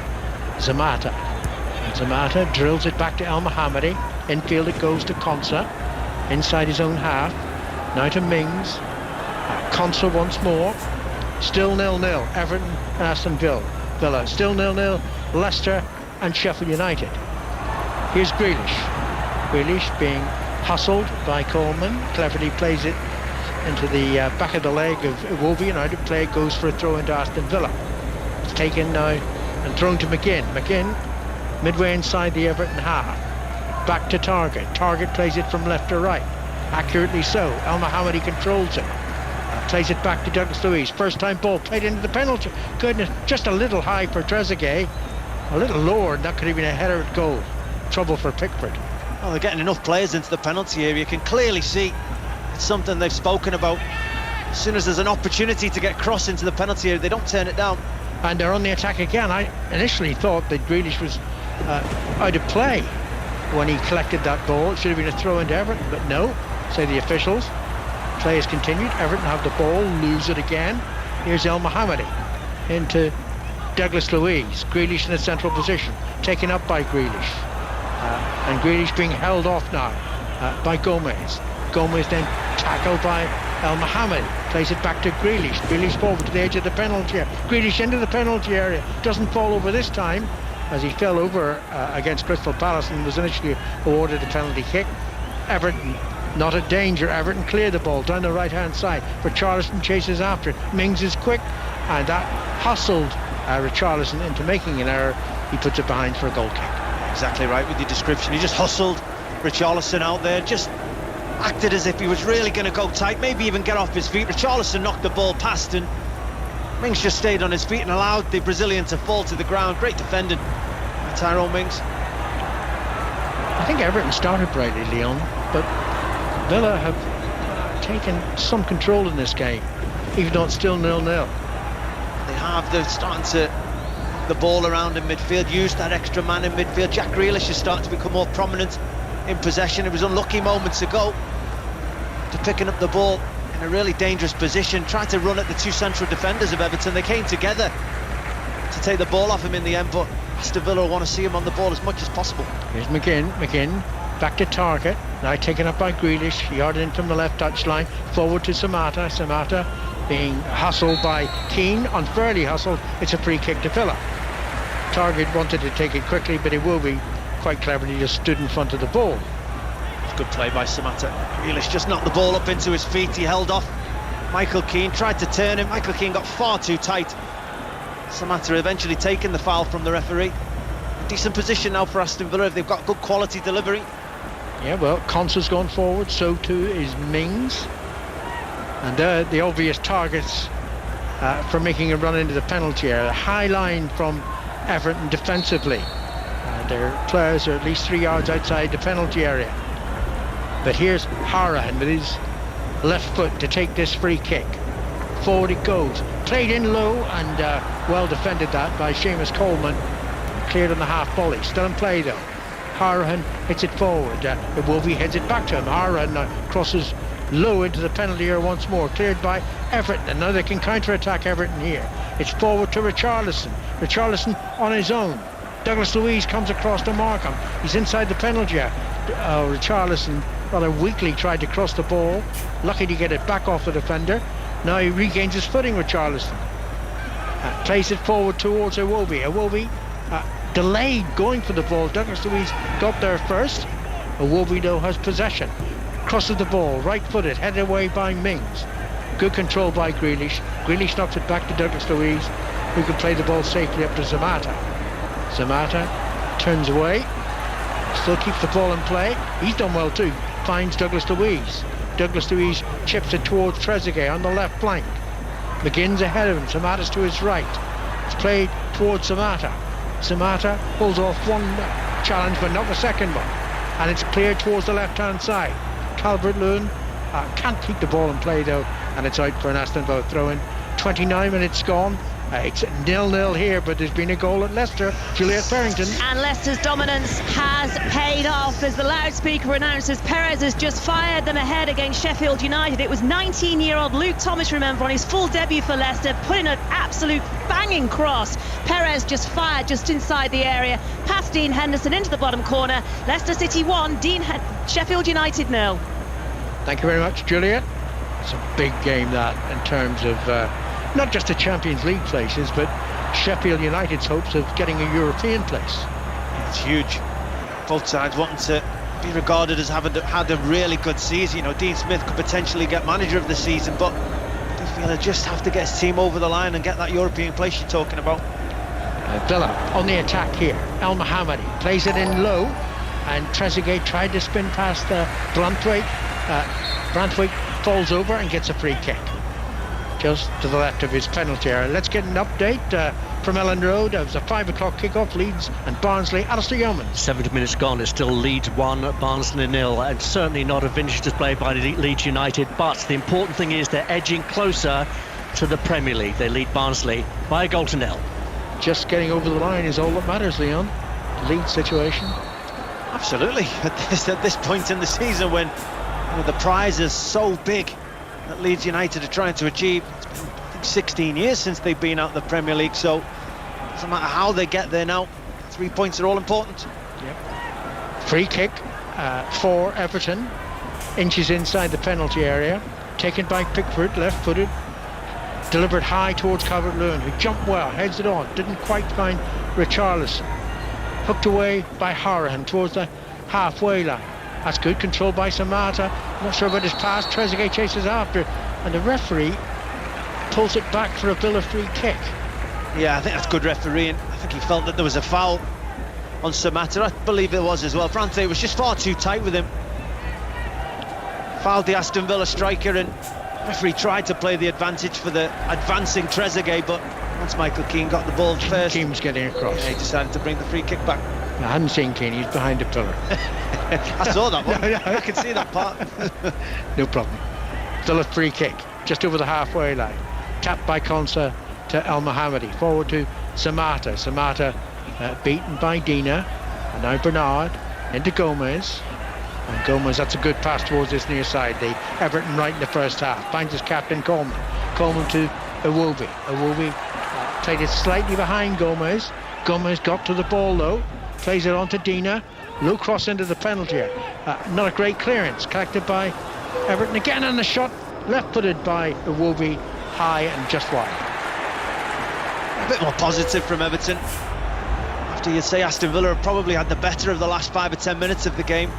Luca Dean first to the bouncing ball once Aston Villa half cleared the danger, and a decent first touch by Alex Iwobi. You felt he was going to open off onto his right foot with his first touch and use his right foot to bender in the far corner. He came back onto his left, went for power, and ended up putting it comfortably over the top of the crossbar.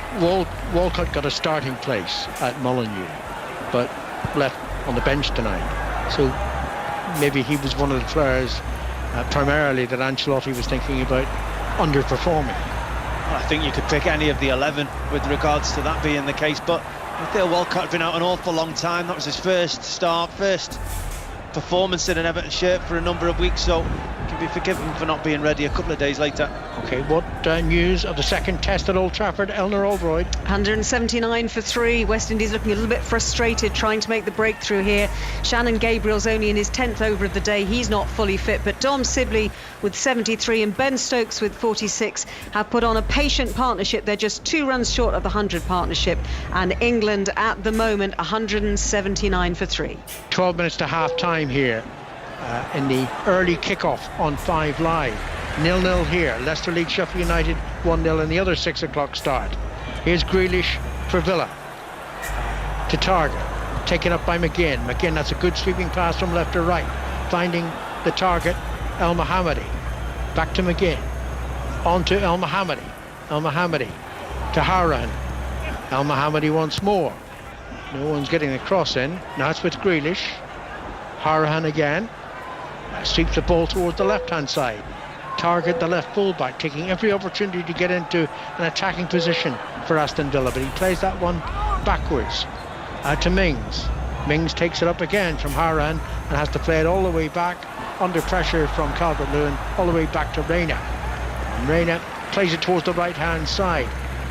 Well, it was 2 against 1 in Everton's favour, the challenge on El Mohammadi, but Gomez loses it. And now it's with Grealish. Grealish in a central position.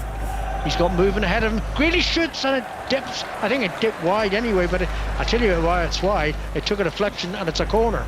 It took a big deflection. Outstretched leg of young Branthwaite, but causes from Gomez dangling with the ball again, just getting caught in possession. 3 Villa players around him.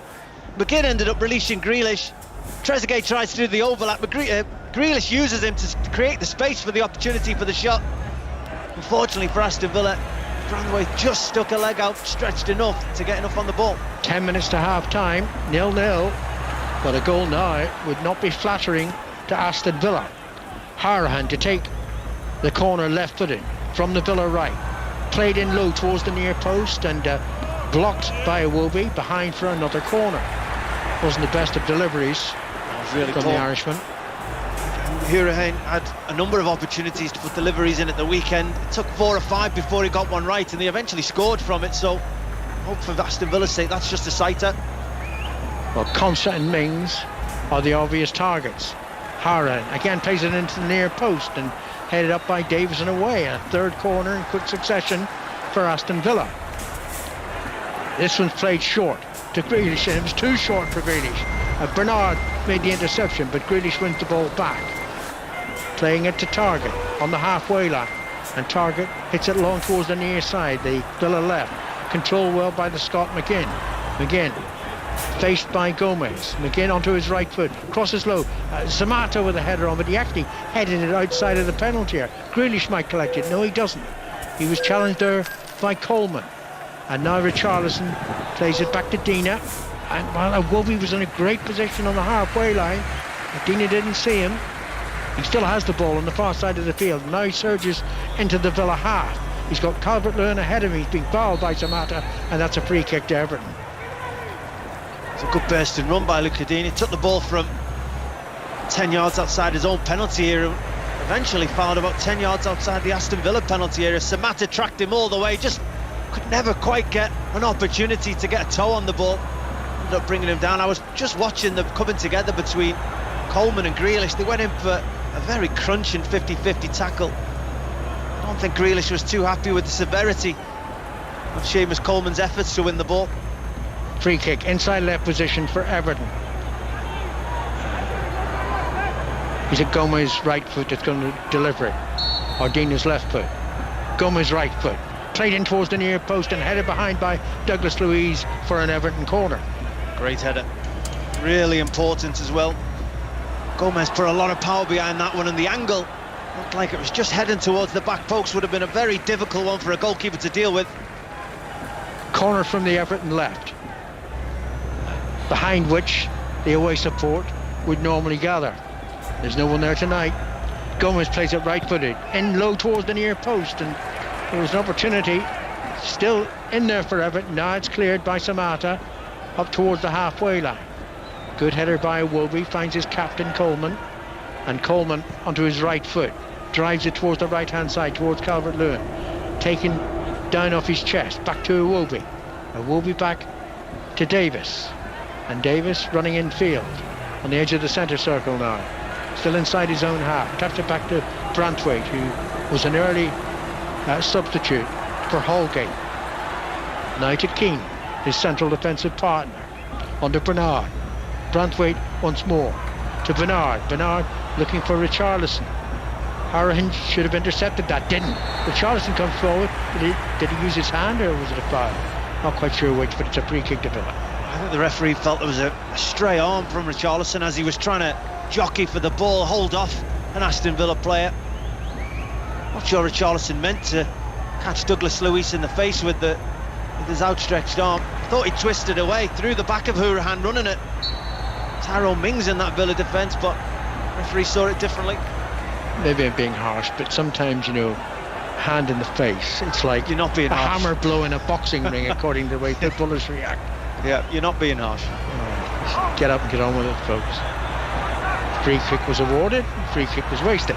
Ball's back to Jordan Pickford. Everton 0, Aston Villa 0. Leicester leads Sheffield United by a goal to 0 in the other 6 o'clock kickoff. You'll have second half commentary on that on 5 Live Sports Extra, and later on Sports Extra full commentary on Southampton against Brighton.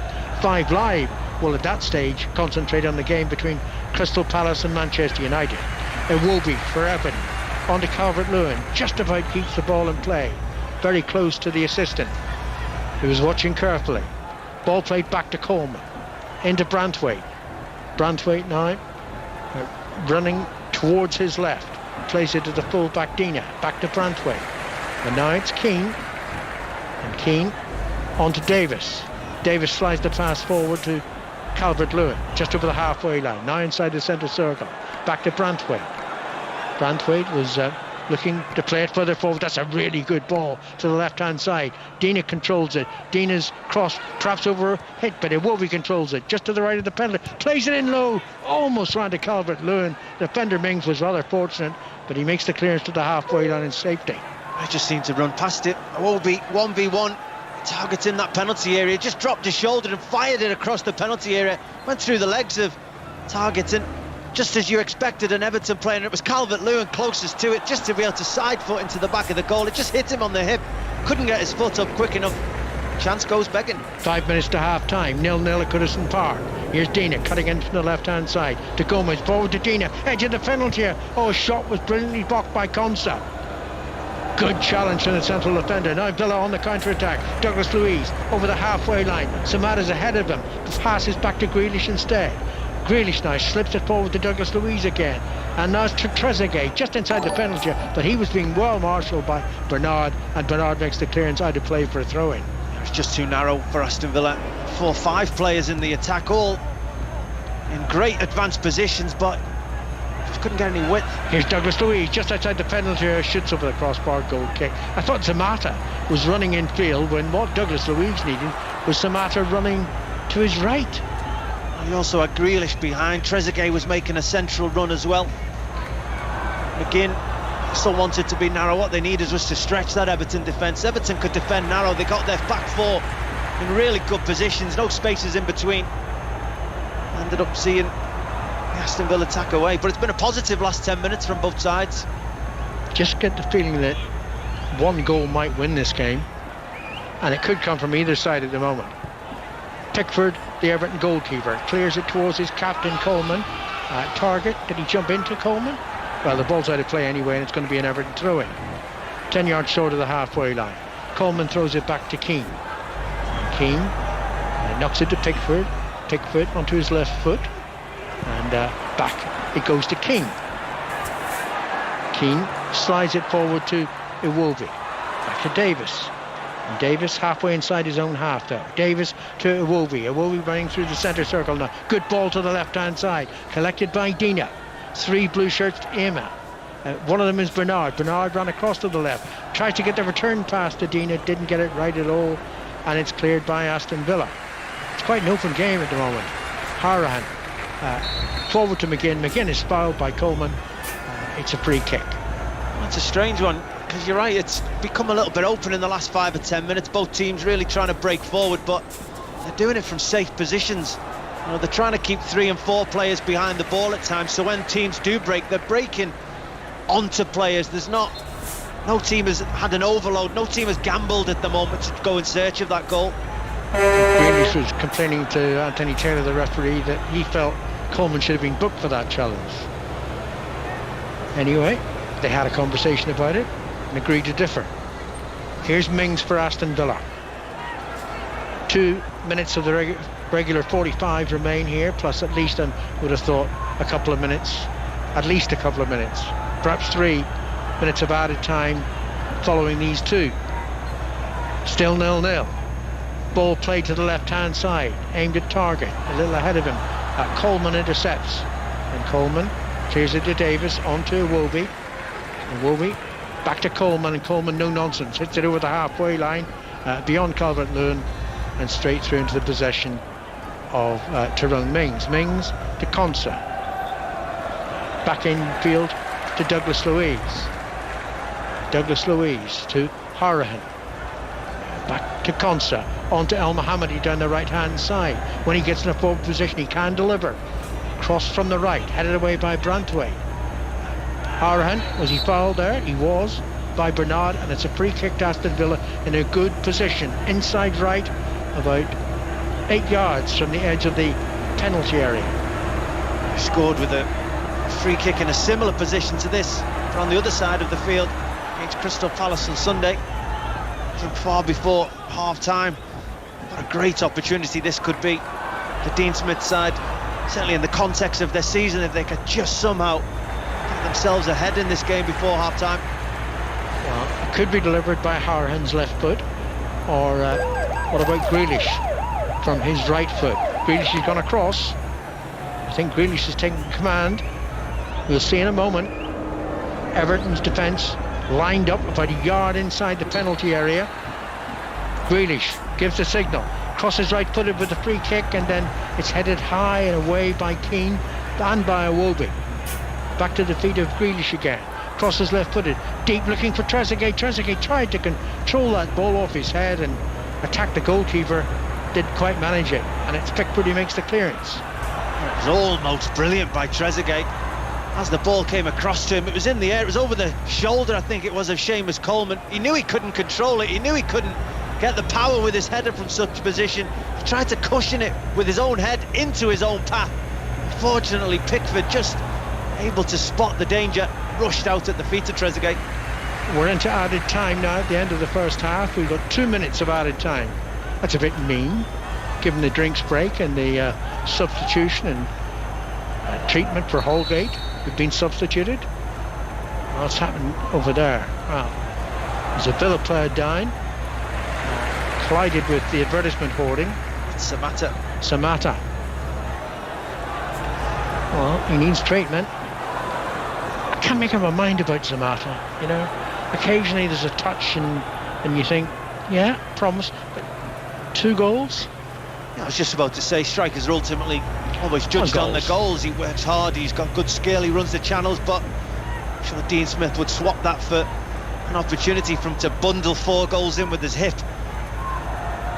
Well, he has received treatment from off the pitch.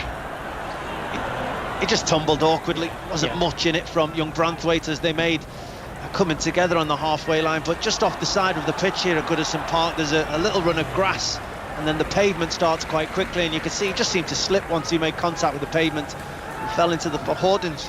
He's okay. The game has resumed. He's back on the pitch, and Everton back in possession. So add at least another minute onto those 2 additional minutes. Here's a Warwick tackle, loses the ball. Here's Grealish forward towards the Everton penalty area. Grealish should slow with some optimism. Rebounds off the defender. Chip forward by Douglas Luiz. Samatta's in the penalty area onto his left foot, but the shot lacked power, easily saved by Pickford. Alex Iwobi caused all sorts of problems for his defensive unit. Got caught on the ball. Target was brilliant. McGinn ran off him. Grealish ran with the ball. You just expected Grealish to find half a yard to get a shot away. Keane was equal to the first shot. Branthwaite was equal to the second one for Samatta. Well, there's the half-time whistle, so it's 0-0. Everton make their way towards our commentary position, and they'll disappear down the main tunnel. The Villa players go to the far right-hand corner to the Porticap. Who's in charge?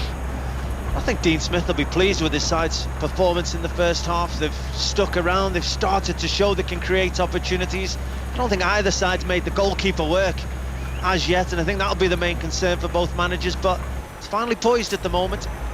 Everton 0, Aston Villa 0 at half-time. Leon, it's a bit more positive from Everton this evening, but frustrating for Mason Holgate though, that injury so early on. Yeah, nobody wants to see players having to come off the field of play early with injuries. It's usually a sign of the severity, whether it was a carry-on from the injury picked up at Spurs a couple of weeks back.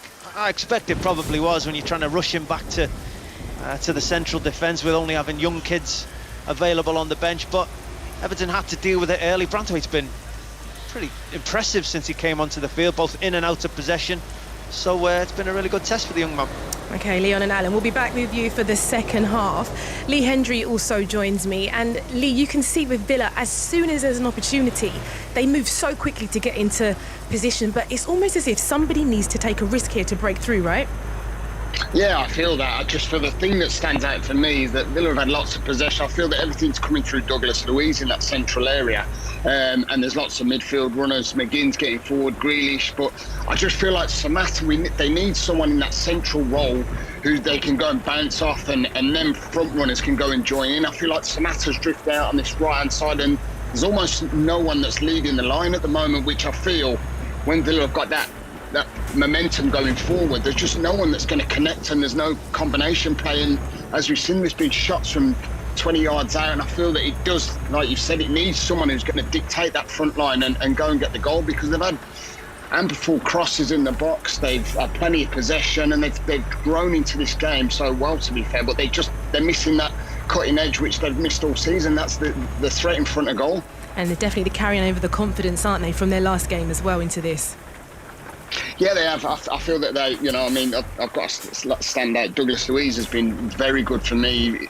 Lots of people have talked how well he's been since he's come back after the break, and I've got to say, everything seems to be flowing through him. I'd just like to, again, McGinn stood out a little bit more than what he has done coming back from a long-term injury, but there's a confidence there. But the worrying thing for me is if they go and concede, which I've got to say, Everton do look dangerous on the counter-attacks when they've just caught Villa a little bit light at the back, and that's the only problem that Villa have got to be aware of. They don't concede that goal, because I feel if they do, that's where they're going to struggle to get back in the game. Okay, well, it's also half-time at the King Power. Leicester trying to hang on for Champions League fourth